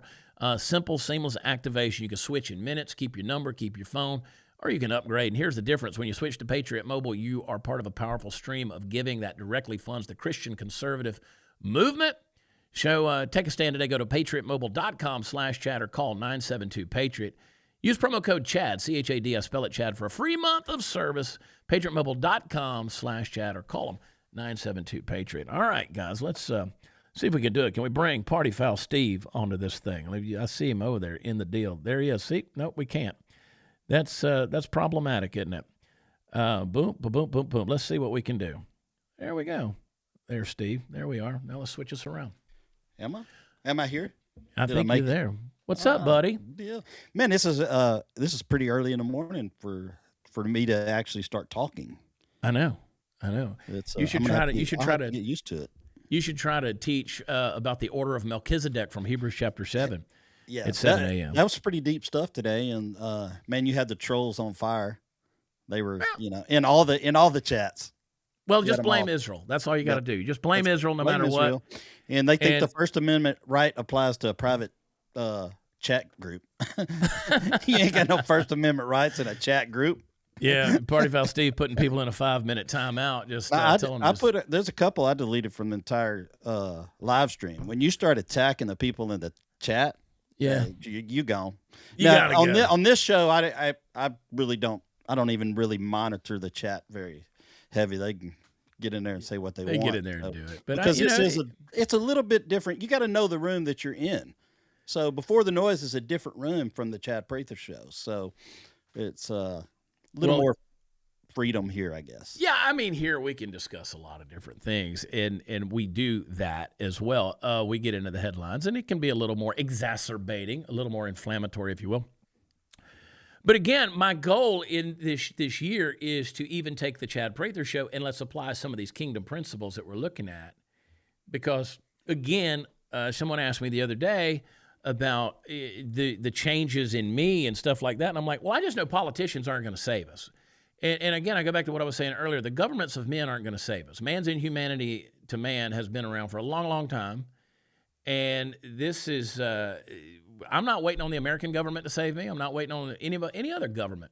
People are like, well, what do you think about Israel? I don't. I don't. If people are losing their minds, I'm like, I don't sit around thinking about Israel. You know, well, they're taking over. And they're okay, well, I get it. Everybody needs a boogeyman. And the Israeli government, guess what? They're run by evil people too, just like the American government is. It's a government of man. It's a government of man. I don't trust the governments of man. So here, that's the world we live in. Now, I can sit there and lose my mind trying to figure out what Bibi Netanyahu's going to do and who's going to influence who and all this kind of stuff. And at the end of the day, I'm like, okay, well, Trump's not coming to my neighborhood. No, He's not coming to my house for dinner.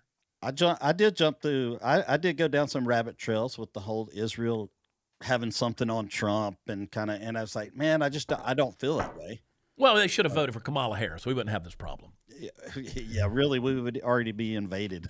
I mean, we should have just voted for Kamala Harris. I mean, I see all these people like this amazing backbiting that's going on and backstabbing that's going on amongst conservatives. And I'm just saying, yeah, okay, well, we should have everybody just likes to fight somebody. So then you start fighting your own. You start devouring your own. And I'm like, okay, well, what were your options? Let's just vote for Kamala Harris and we would have been done with it. We could have had that cackling drunk in there and it would have been fine. The world would have been perfectly fine. If you don't think that Iran's been stocking weapons for years and years and years, you're crazy. Yeah. They have we've wiped out their air defense. We've wiped out their Navy. They're still firing bombs. Yeah. They have plenty of bombs for a long. They're probably going to go longer than a couple of weeks, still firing bombs. I mean, they're firing them right now, right? Yeah, they are. Israel's been hit a couple of times this morning. Yeah. So let me show you this. Let's jump over to a couple of top stories here. I want to. We'll talk about all of that stuff. So here's this chick right here. These people, man. Let me get back over to my notes right there. Here, David is changing my notes in real time. Liberal says she hopes this. Just watch this. This is what I'm talking about when I talk about idiots who don't just hold on to a meta narrative. You think you could just spout whatever comes into your brain, and it's okay.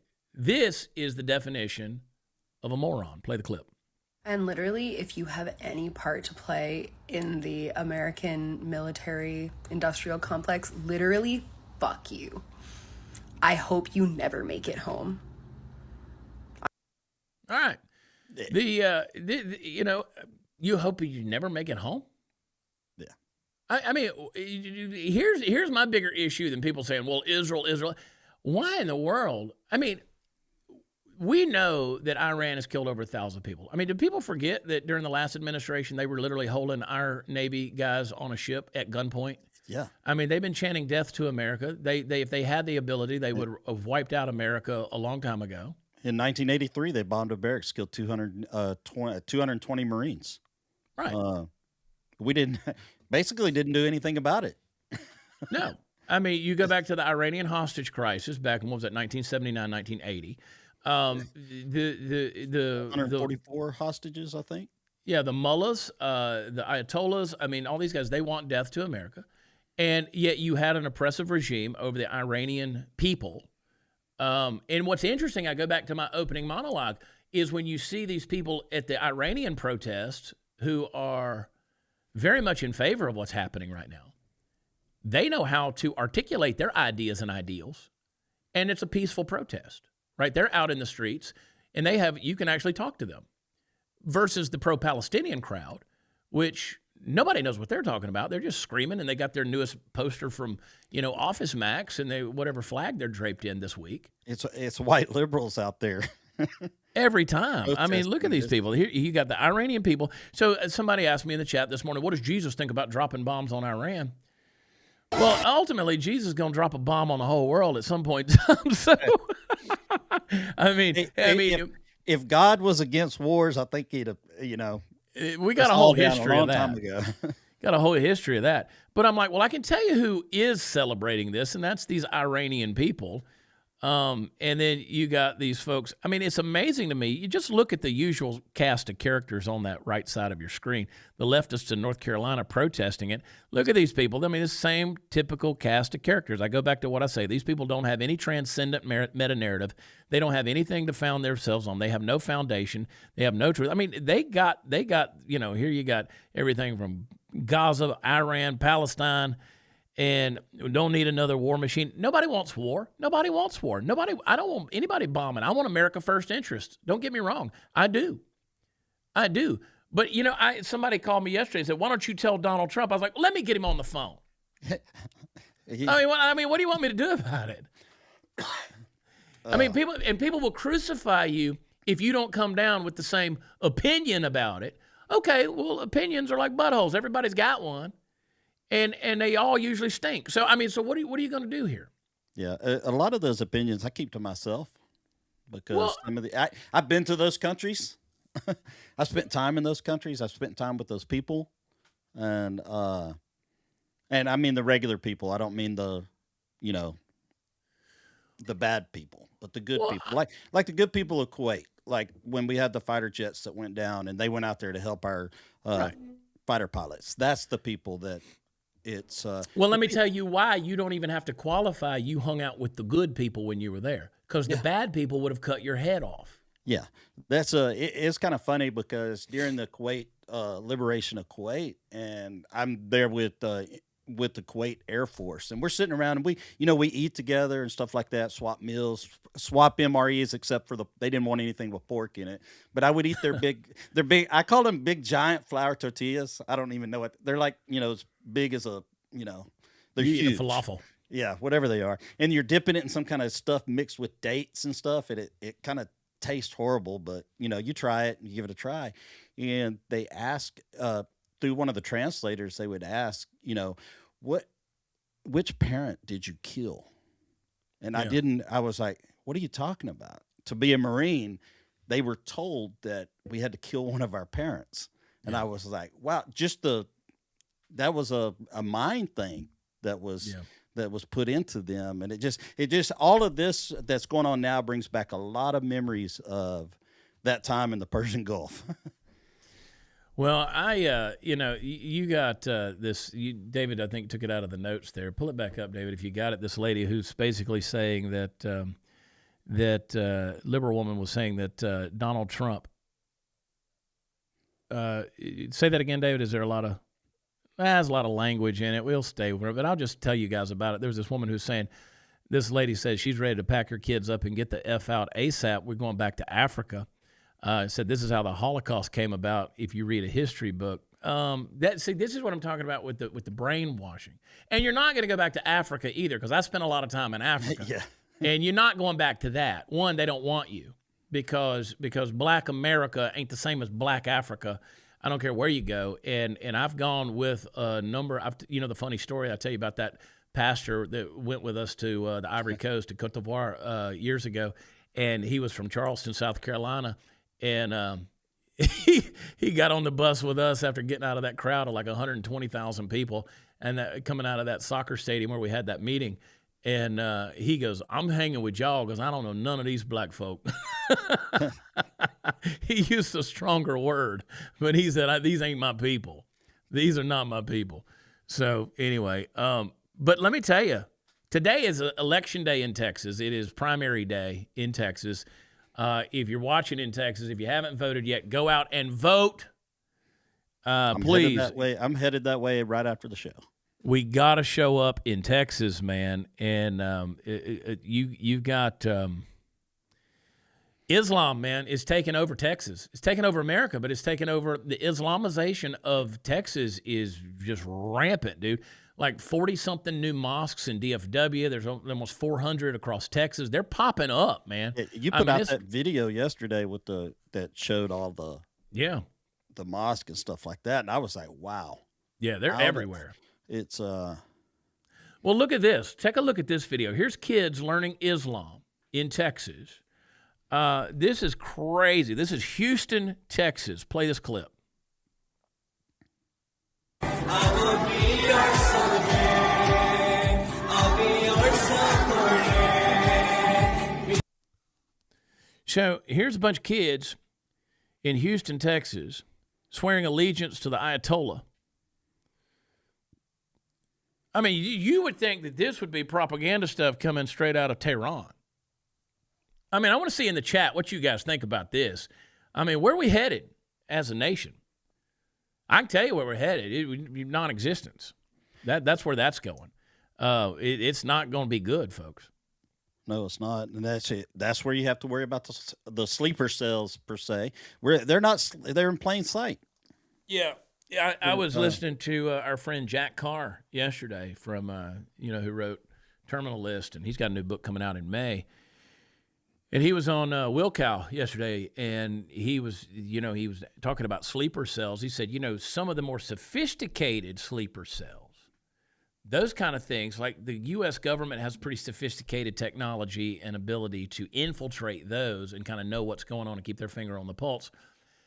But it's these, like we saw what happened, and I'm not saying he was part of a sleeper cell, but it's not far from it. The guy in Austin who shot the people and wounded however many he did, and then was ultimately taken out himself. They came out yesterday. They released the footage of his dead body, and he had the the Allah sweatshirt on, and then he was wrapped in an Iranian flag underneath that. So you're making a statement right there. I mean, this guy, there's numerous people who reported that this guy said all kind of threatening things on the internet directed towards them that they had seen. But this is, I mean, all you got to do is look at the Somalians in Minneapolis. Look at Dearborn, Michigan. You know, they went to Dearborn, Michigan because the land was cheap, the property was cheap. Now they're coming down to Texas, and one of the biggest donors to Greg Abbott, the governor of Texas, King Abbott, who's running for a 4th term now. 4th term, that's insane. That dude's never known anything. Let me tell you, I don't want to I could spend an hour talking about how bad Greg Abbott is. For those of you outside of Texas, he's not good. One of his biggest donors is a Muslim who definitely for all of this stuff. This stuff's happening on Greg Abbott's watch, and not only with his watch, under his watch, is under his permission that all of this stuff's popping up. They're wanting to build these epic cities, and people say, no, he's standing against Sharia law. Okay. Well, until you stop the growth of what's happening there, it's just a matter of time before the Sharia stuff gets implemented. Because I promise you, they're gonna implement and practice Sharia privately on their own, and bad situation, and that's an understatement. So you need to go out and I mean, Doc Chambers is running, and I don't know if you can unseat. I don't know if you have the ability to unseat Greg Abbott. I mean, when you got a black hole of cash or something like that. But anyway, get out there and vote. Get out there and vote. Say something, I'm going to go vote. Yeah, I am. There's something going on in the chat. I was trying to figure out if somebody... I know. We're both looking at it. I was like, sorry. I'm I not was going to get distracted looking at that. But, you talk about sleeper cells and stuff. They better watch out because we have our own sleeper cells everywhere. And I say that. I'm talking about our veterans that are, are like, bring it.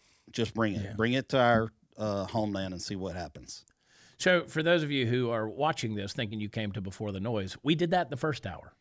See, that's going to be the hard thing. I noticed this, Steve. It's going to be a hard thing is going straight into the CP show. A lot of people are still going to go to the thumbnail thinking that they're watching that. And it's like, we're going to have to tweak this because a lot of people thinks that they just came here for Before the Noise. But yeah, I don't. You did. Yeah. Here's the thing: if people had been paying attention, they would be a part of Before the Noise already. But you guys just came here because it popped up on your deal. I like how we have the Before the Noise, and then we start making the noise. Then we make the noise. Yeah. I don't have a problem with the noise. People are like, "Oh yeah, but you're a troublemaker. You stir the pot." And it's like, I don't have a problem with the noise. Let's just get some perspective before the noise. I don't think having the discussion is stirring the pot. I just the discussions need to be had. I like to hear it out. I even with the Before the Noise, I like a little bit of the discussion in the chat sometimes when they're not exactly on par with you. Yeah, I don't have a problem with. Listen, truth can handle scrutiny. Yeah. I mean, the rubbing of ideas and discussion and dialogue and debate. We're built on that. Like, we should be able to do that. I have no problem. I'm not going to shy away from the debate. But again, most people don't know how to debate. They just want to attack. And again, somebody said you need to start a new feed. Well, it would immediately go back to about 100 people watching. So, right now we got 4,600 to 5,200 that are watching. It'd go back to 200 watching because the new feed doesn't get promoted. And so it's a weird algorithm. So, but anyway, that's we'll figure it all out. Listen, we're just talking. Yeah. And the bottom line, a lot of times people make sacred cows out of all the stuff and just don't. But, truth can handle scrutiny. Truth can handle disagreeing and opposing ideas. All that is fine. I don't have a problem with it. But again, I just want to say critically thinking. What's my first rule of critical thinking on the Chad Prather Show? Where am I wrong? So it bugs me when people say, like yesterday I put the video, or a couple of days ago I put the video out about just honoring our warriors. I didn't say anything about Iran, didn't say anything about Iraq, just honoring our warriors. And somebody said, well, you'd think differently if your children were in the caskets. Well, I have children that age. They are adult children, and if something were to happen, they would be of the age to serve. So don't think I'm not touched with that infirmity. But you'd think different. You don't know what I would think. My thoughts haven't changed the same. And I have two active duty son-in-laws, one in the Navy, one in the Army, and I have two children that are veterans. So, but my thought process doesn't change, because my children and my son-in-laws signed the same dotted line that I signed. Yeah. Willing to sacrifice myself for others. Period. Yeah. That's the oath you took. It's like that lady I talked about yesterday on the noise break. If you're missing those, you need to go watch them on Rumble and YouTube. The noise break, the woman who's mad, who put the clip out there, she's mad because her husband, that could be a problem for this guy if that got out. I mean, she's out there making a video talking about how she didn't sign up for this. Well, yeah, but he did. He took an oath, like foreign and domestic, the whole deal. Like, this is part of it. This is not. You didn't join the Boy Scouts. This you're not signing. You didn't report for work on a shift at Walmart to fold khakis. I mean, this is you took an oath on this deal. There are I went into the Marine Corps during peacetime, and within a month of me going in during peacetime, that's when, of course, Desert Storm kicked off. It's like, you don't go in thinking, unless the people that went in after 9/11, they really knew they were going into the shit. And thanks, but I just had to say it like that sometimes. I know, but there is a different process. People in the chat say, we just came here for the devotional, and Steve's like, oh, let's just take you there. Hey, welcome to the Chad Prather Show. This is a little bit different. We've just rolled right in. So, I know. I'm just switching things around. I'm frustrating David. No, I was trying to show somebody like this. You see that logo right there? I can't point to it. I was trying to move it around, the Chad Prather Show. But every time I click on it, it disappears. The deal right there. Yeah, see that one? I was trying to move it around. Somebody said, change the background so we know we've gone to the Chad Prather Show. It's like, it literally says the words right there. And there, look, I'm doing. I know. We'll just have to switch sets and everything. But no, we're living in a crazy world, man. We're living in a crazy world. And depending on how long this thing goes with Iran, it could affect a lot of stuff financially as well, which is a good little segue for me to tell you about my friends over at Birch Gold. You need to text Chad to 989898.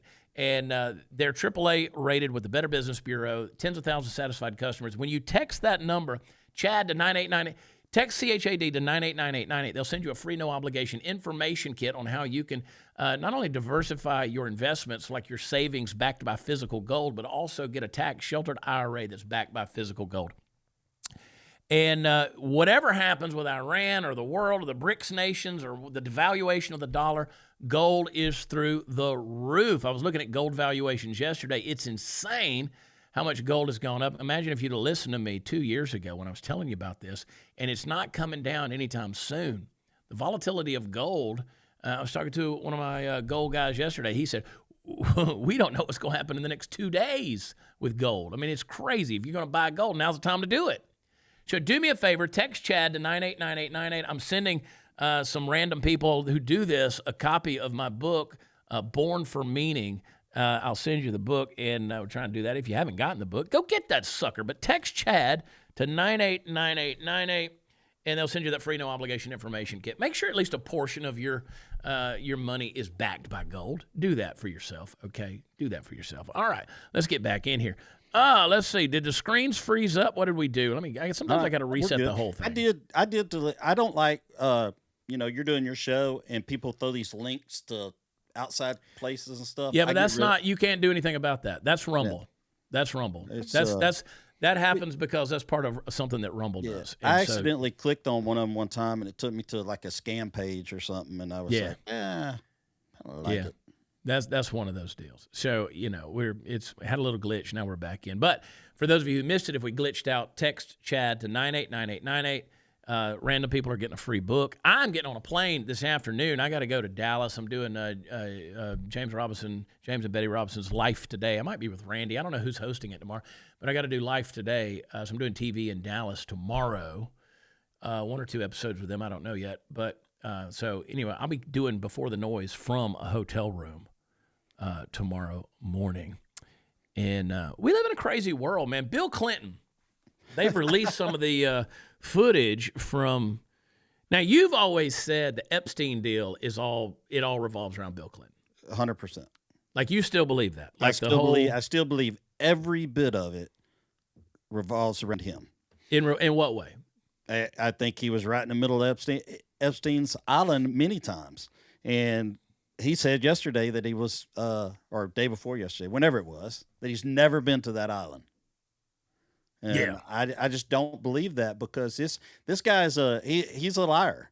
He's a liar in chief. Well, he literally perjured himself. Yeah, and I think he did it. I think he did it again, and I think Hillary Clinton did it too. Yeah, and yeah, they're professional liars. They're good at it. Yeah, and sorry, a part of me thinks that whether it be Biden, Obama, even Trump, have helped cover this for the Clintons. So you think all of it comes back to Clinton? I think it all comes back to the Clintons. I'm anti-Clinton, sorry. Well, I see what you're saying. But, I mean, how do you have that much power that you can control all of that stuff? Like, all of that stuff stays buried. You would think at some point in time, Bill's, 900 years old, he'd be a sacrificial goat. You just toss him out there? I think that's what Trump was trying to do, but I don't think it's gonna get anywhere or go anywhere. And maybe if they did throw him out as a sacrificial goat, the whole thing unravels and everybody's guilty. Yeah, but these are presidents covering for presidents. And Clinton covered for Trump. Yes, he did. That's what yeah. Because I mean, he made a point of saying that he had no evidence of Trump doing anything with Epstein. So the body language is interesting, and keep that up there for a second, David, because I'm going to get to it. But yesterday, someone again who said, "Whoa, in that binder they gave you at the White House, is there nothing in it, or can you, why don't you tell Trump to get rid of Howard Lutnick and." Lutnick. Well, Lutnick was next door neighbors to Jeffrey Epstein. Like he had interactions with Epstein, and then apparently he lied about how many interactions he had, which is trash. But look, politicians and bureaucrats are lying about things, and billionaires are lying about things. Nobody's shocked about that. But my deal there was, I said, okay, so I'll tell you what, I'll get Donnie T on the phone as soon as you bring me some actionable evidence of criminal wrongdoing. Not what somebody posted on the internet. Bring me criminal evidence that's actionable in a United States court of law. You bring me that, and we will call Donald Trump. We'll get him on the phone. We will talk to him, and we will say, let's make this happen. And I've yet to have anybody who can do that. I mean, actionable. Because, again, I go back to this about Trump. If Obama and Biden, after 12 years in the White House, had all the evidence against Trump, there wouldn't be 91 indictments. There would not have been a Steele dossier. There would not have been a Russian collusion hoax. There would not have been all of these all the lawfare. There would not have been the wiretapping, would not have been the eavesdropping. There would have been none of that stuff happening. There would not have been any invasion of Mar-a-Lago. None of those things would have happened if they had evidence of Trump doing wrongdoing with Epstein. They would have released all of that stuff, unless it indicts everybody. So again, you bring me the actionable evidence. Until then, it's all hearsay and association. Am I making sense on that? Yeah, you are making sense, but I do believe there's still some stuff that's being held back. We're not going to release everything. Well, they're not going to self-incriminate. Yeah. What did I say? What did I say on the comedy sets? Which, by the way, I will be in Fort Worth on the 21st. I got 2 shows at Hyenas Comedy Club. And maybe you'll come up for that, Steve. I think I'm out of state. Everybody's busy. Yeah. Everybody's busy. Well, March 21st, we'll be there. What was it I used to always say on the stage? I said, well, politicians aren't going to release the files because the politicians are in the files. We're all being played. They thought that they could be stupid and trickle out some stuff and say, well, all right, we're going to give you this. But the American people aren't stupid, and they started demanding blood. They said, hey, we need to see something actionable here. And we still don't have it. Because people keep saying, well, I want to see somebody arrested. I want to see some indictments. I want to see somebody perp walked. I want to see some handcuffs. I've said that myself. But you can't do that without truly actionable evidence. We saw that. The living example in front of all of us was the Diddy trial. Everybody thought they had Diddy dead to rights. And yeah, they got him guilty on some things, but not what they were going after. You know, the people were going after a way bigger chunk than they could chew. So anyway, here's Bill Clinton. Let's look at his body language. He smiles. He literally smiles. Watch the clip. Play it. Looking at the photos.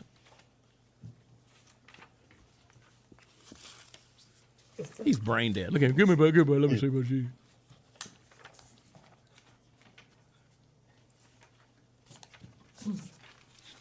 Oh, yeah, that's a good time, wasn't it, Bill? Flipping through it. Okay.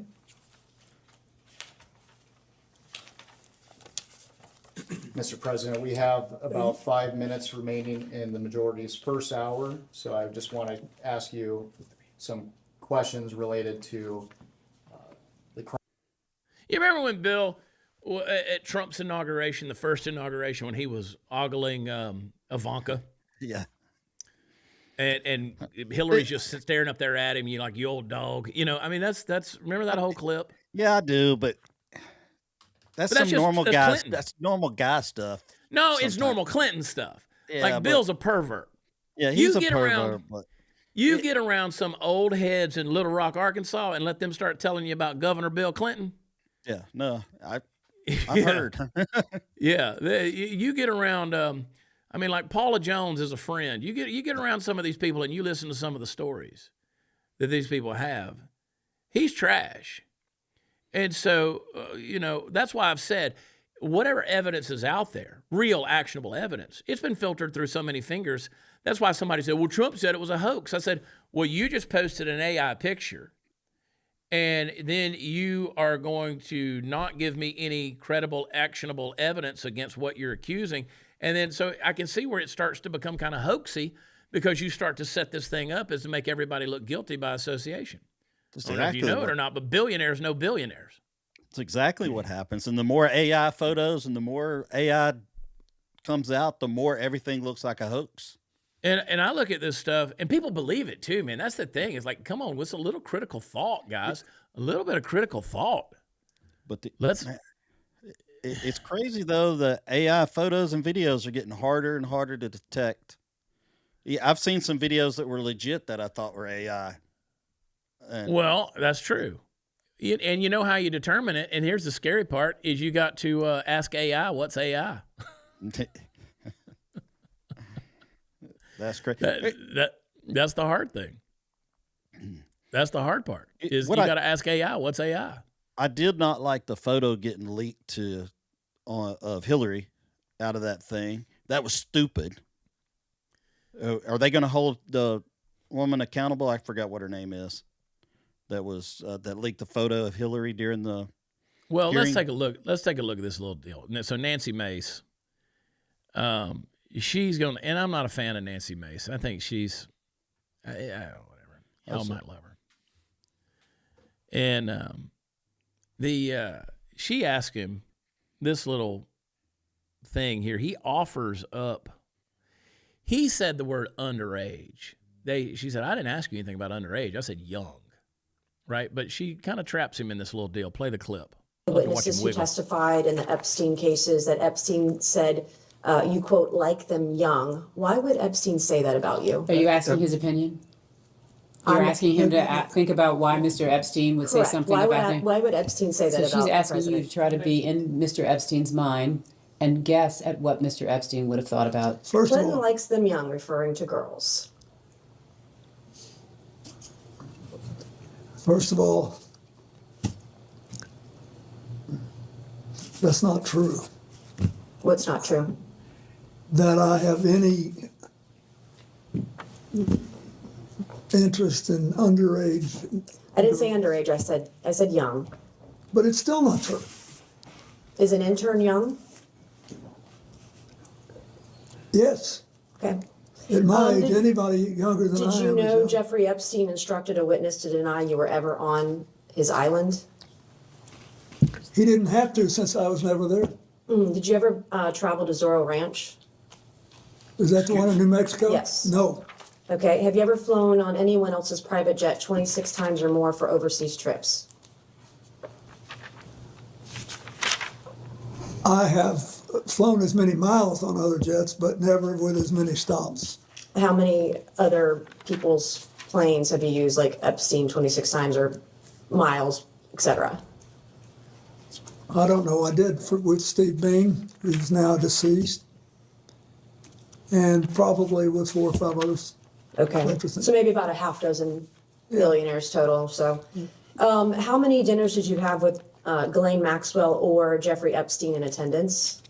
She's asking to the best of your recollection. I have no idea. Okay, did you ever discuss sexual misconduct allegations made against you with Epstein or Maxwell? Never. Did Epstein or Maxwell ever offer to help manage or silence women who made sexual misconduct allegations against you? No. Did Epstein or Maxwell ever offer financial support directly or indirectly to legal defense funds related to impeachment proceedings or civil actions against you? Not to my knowledge. Do you think a young girl massaging a president is unusual? So are you asking his opinion? Well, You're he was asking his massaged by opinion? a young woman. I'm asking if he thinks it's unusual that a president, sitting president of the United States, leader of the free world, that So I'm it's sorry, unusual are a you young woman speaking would to, be. are you talking to the instance of the Yes, is it unusual that the a young back woman would be massage massaging? that occurred while he was not president? I'm just trying to understand. You said a president of the United States. Former president? Thank you. Just trying to make sure we're correcting the Are you time frame. filibustering? No, I don't need Okay. to. I'm actually trying to make I sure think that I'm as pretty you clear. He said All right, he hold on was for a a said he young. was a Boy, I tell you what, guilty conscience and telling lies will make that Parkinson's worse, won't it? It's a wonder he doesn't sling that coffee and water all over himself. But again, this is a deal where Bill's already been busted for perjury once. I did not have sexual relations with that woman, Miss Lewinsky. And he's lying all over again. You could tell from the body language. You could tell from what he's saying. And again, you just know when somebody's lying. I mean, this guy, and people say, well, he's in cognitive decline. I mean, he knows exactly what he did. There's one thing Bill don't forget. Yeah. There's one thing Bill's got a very long memory about, right? And it's women. So, anyway. A liar's But he's got to lying. lie. And the Clintons have no problem taking care of their own people that get in their way. Yeah, I mean, and if you've lied before, you'll lie again, particularly when it comes to, politics. Politicians, if they lie, they're gonna lie. And again, politicians are gonna lie, but we're not talking about lies to get stuff done. I mean, we're not talking about that. And you got Hillary. At this point, what difference does it even make? Makes no difference. They're going to lie. Here's Hillary. She's having another meltdown. She's gonna storm out of the room. Play the clip. I have There another. are photos that are being released of the secretary as she is Look at that testifying devil. from inside this room. Can you please advise me as to whether or not that's permissible and consistent with the rules, particularly given that we have asked for a public hearing? If there are photos that are being released of the secretary as she is testifying, can you please explain how that I'm can done occur? with this. If you guys are doing that, I am done. You can hold me in contempt from now until the cows come home. This is just typical behavior. We will go off the record. Oh, for heaven's So I sake. would like to understand how that's permissible. Before the hearing was, It doesn't Excuse matter. me. We all are abiding by the same rules. I will take that down. Yeah, So well, I would like to take a break at this moment. yeah, and we'd like to have I'm a done conversation. for now. Go off the record. Go off the record. Look at that pantsuit. Yeah. Okay. So I did have a problem with releasing that photo, even Why? with Benny putting it out. Why? Why did they do it? I mean, what photo are you talking about? Let's make sure everybody. Okay, they put one of the people in that hearing before the hearing started, took a photo, sent it to, I guess, the Benny Show, 'cause that's what it says up there in the top. I don't know that for sure, and it was put out and publicated. And I just don't. If you're supposed to be in a closed door meeting with no cameras and it's not going to be thing, why are you taking a photo and sending it out to somebody? Yeah, well, it jeopardizes the legitimacy of what the hearing's all about. Exactly. When you're going to start leaking stuff and doing that, that's when you have a problem. And so that's Lauren Boebert who did that. But Yeah, and what's going to happen to her for doing that? well, what's going to happen to any of them? That's the problem. Nothing. I mean, that's why Hillary can, without any blowback, she can storm out and she can scream. She's never been held accountable for a Benghazi or anything else. Yeah. Bill Clinton's never been held accountable for any of his atrocious activities. And again, I'm not sitting here carrying water for the Trump administration either. Listen, Donald Trump's no choir boy. No.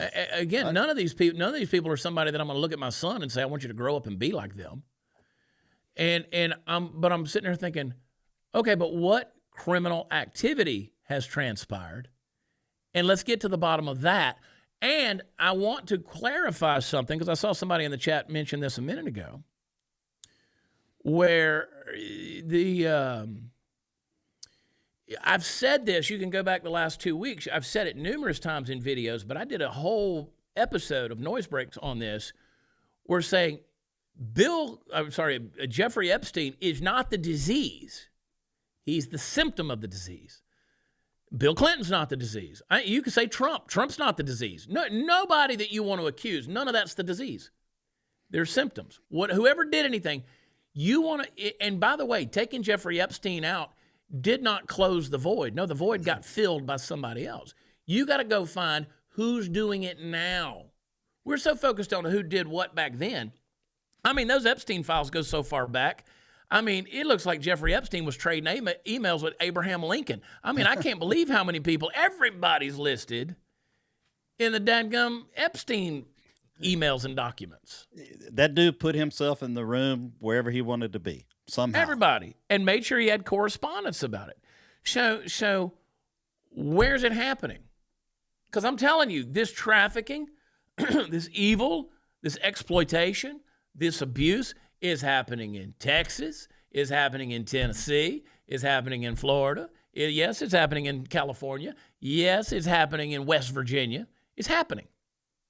Wherever there's people who have the means to do evil and can get away with it and cover up with it, that cancer is being fed by someone. Jeffrey Epstein just happened to be a big one that fed it for a long time. So let's get to the bottom of it, because I don't think these closed-door subpoenaed hearings are going to lead to anything. It's more political theater. It's more hashtags and clips and viral videos and her storming out. And I'm like, I don't even understand what you're mad at. Well, I'm not going to do this. We're not going to do. Here's what the American people say. The American people say, we're not going to do this, Hillary. Whatever you represent in your blue pantsuit, and Bill, I'm gonna give me some.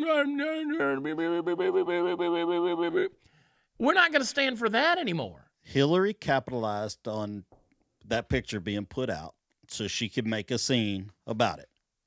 Again, and she did it. But we gave her, the platform to do it. Yeah. Oh man. Party Foul Steve. Insanity.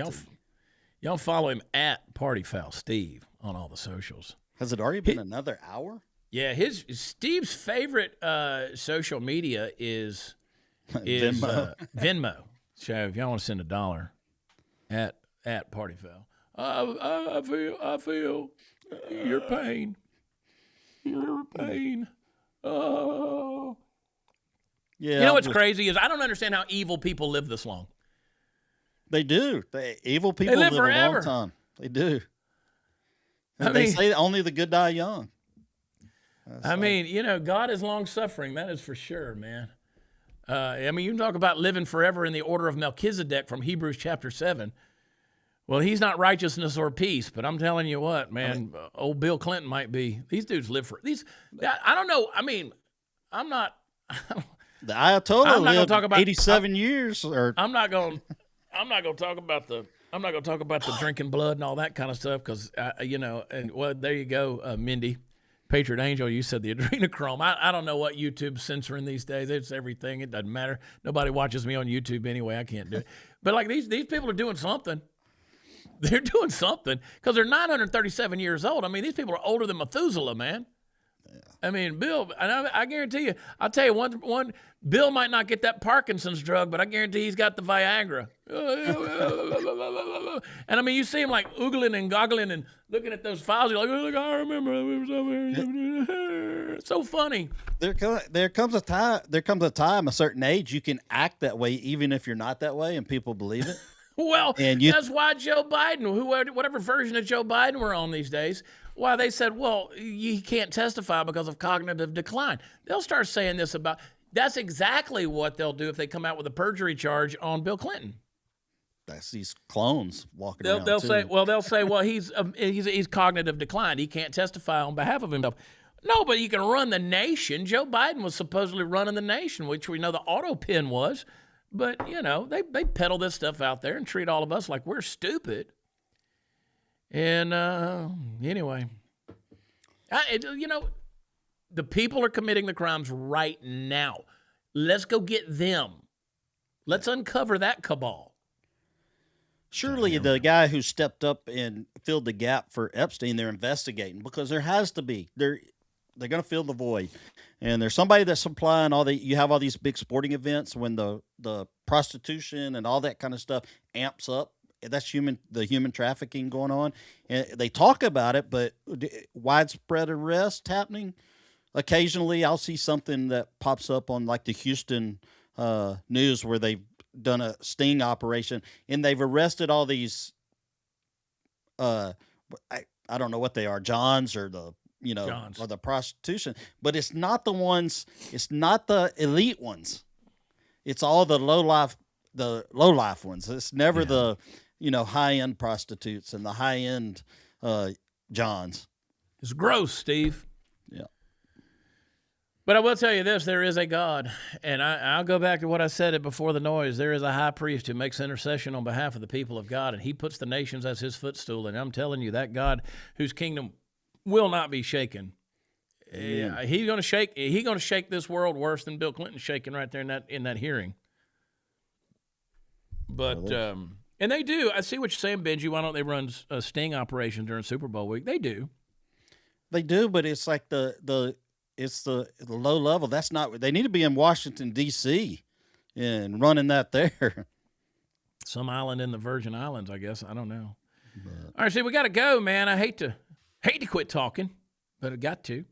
And David got up early to come produce the show. I was self-producing before the noise. He had everything set up in there. I was fussing at him a little while ago. I was texting him. I was like, "Where's Steve?" It's only 4 a.m. when you start his time. 4 a.m. his time. But it's like it's not that bad. He doesn't sleep. He's running for governor, for crying out loud. Hey, you went 2 years and didn't sleep. 19 months. You ran on all cylinders. My Facebook keeps popping up from election day. What was that? 2022. So 4 years ago. Gosh, it's been 4 years. That's when I quit on you when you ran for governor. I was like, no, I am not. Steve's scared to death. Somebody's gonna come after him. Yeah, I don't need skeletons out of my closet. I don't need anybody digging deep into my history. All right, y'all go watch Graham Allen, we'll figure out how to tweak this thing, whether we roll over into this show or we break and come back. I don't know how to do it. We're just making this thing up as we go, and I don't get any help from the powers that be out there. YouTube don't help. Rumble, they help a little bit. They do what they do. I think people will learn. They will learn that this rolls into the next show. People are smart. Our people are smart. They'll figure it out. And if you haven't done it, go to joinabovethenoise.com. And go over there and let me see. Boo. Yeah, I have to say that's been a blessing in my own life, Above the Noise, because I get to. I'm moderating the chat and stuff, but I'm listening to every message, and then that's before the noise. I'm talking about before the noise. I haven't done Above the Noise yet. I know. I'm going to. I'm going to get there. I'm gonna have to. I need to send you my login. It's I went a lot of years not going to church. Yeah. And I think God has put me in a place where I need to be. And it's kind of forced me. I'm not very good at surrendering. So it's kind of put me in a place where I have to surrender to it. Well, men are that way. We're wired that way, aren't we? Yeah, I think we're just kind of crazy. Yeah. Kind of crazy. And you know what? But I'm embracing it. I'm loving it. Dude, it's good. There's a piece to it, and again, like I was fretting this morning doing Hebrews chapter 7. It's deep, bro. I was like, how are we gonna make this a devotional thought? I don't know how to do it. So I was pretty fired up. I don't think people realize what time you get up in the morning to start preparing yourself before the noise. Yeah, Because I do preparation the night before. My day never ends. And I'm not patting myself on the back. It's just yesterday I was up at 3:30. I'm patting you on the back. I love to do it. Before the Noise is the highlight of my day. It's truly my most favorite thing that I do. I love it. I cherish it. I value it. I honor it. I'm going to talk about it tomorrow. My longtime friends, James and Betty Robinson. James Robinson's got Life Today. I'm going to tape in their show tomorrow, and I don't know if I'll be with them or Randy, their son, but either way, it's just a blessing to go over there, talk about Before the Noise on that level of a medium, as well as talk about, the book. They want to talk about Born for Meaning. I want to talk about Before the Noise. That's what's the big deal. I've given both my copies away, so I'll really need to order another copy. Cindy's got some. We just got a bunch in. Cindy's got them. Show. All right, gotta go. You guys run over there and watch Graham. I don't know what he calls it now. Graham Allen Show or Dear America. Y'all follow Party Foul Steve at Party Foul Steve. Y'all follow David Medina at David Medina PDX, as well as go over there and check out his campaign, Medina 4 FOR, not the number 4 like some of these people do. Medina 4 Texas. .com and check that out. And hey, if you're voting, no, Medina for Oregon. I'm about to talk about Texas. Medina for Oregon. He got in my ear. He said, I'm not running for governor in Texas. Oregon's enough. He's doing a heck of a job, guys. He really is. But encourage him over there, Medina for Oregon. I almost said it again, .com. If you're voting in Texas today, me personally, I'm Doc Chambers for governor. I think Doc's, he's run a good campaign. I honestly didn't have a lot of hopes early on because I just know what he's up against. So we'll see how that comes out. And he's done a good fight. You disagree with me? I always say when I'm doing all this stuff, Ken Paxton for Senate. Wesley Hunt's great. I love Wesley, but Ken Paxton, based on his track record of fighting the Biden administration, and on down the line, there's a lot of folks that are out there, and so yeah, get out there and vote. It really does. Oh, Steve Toth is running against Dan Crenshaw. My good friend Steve Toth is running for Congress. We need to primary Dan Crenshaw, get him out of there down in that, what is that, District 2 in Texas? Is that District 2? Anyway, the Houston area. Get him out of there. All right, guys, I got to go. WatchChad.com is where all the fun stuff is. I'll be in Fort Worth on the 21st, 2 shows, doing comedy shows. Those of you haven't been to one, come out in Fort Worth and hang out. Those are the only shows I'm doing this month. And going to travel today. Got a lot going on. Thank you, David. Thank you, Steve. Thank you guys for joining us both for Before the Noise and the Chad Prather Show. I love you guys so much. Just thank you for being amazing. God bless you. I will talk to you guys tomorrow morning from the hotel room on Before the Noise. Until then, take care of yourselves. I'm praying for you. You pray for me. Bye.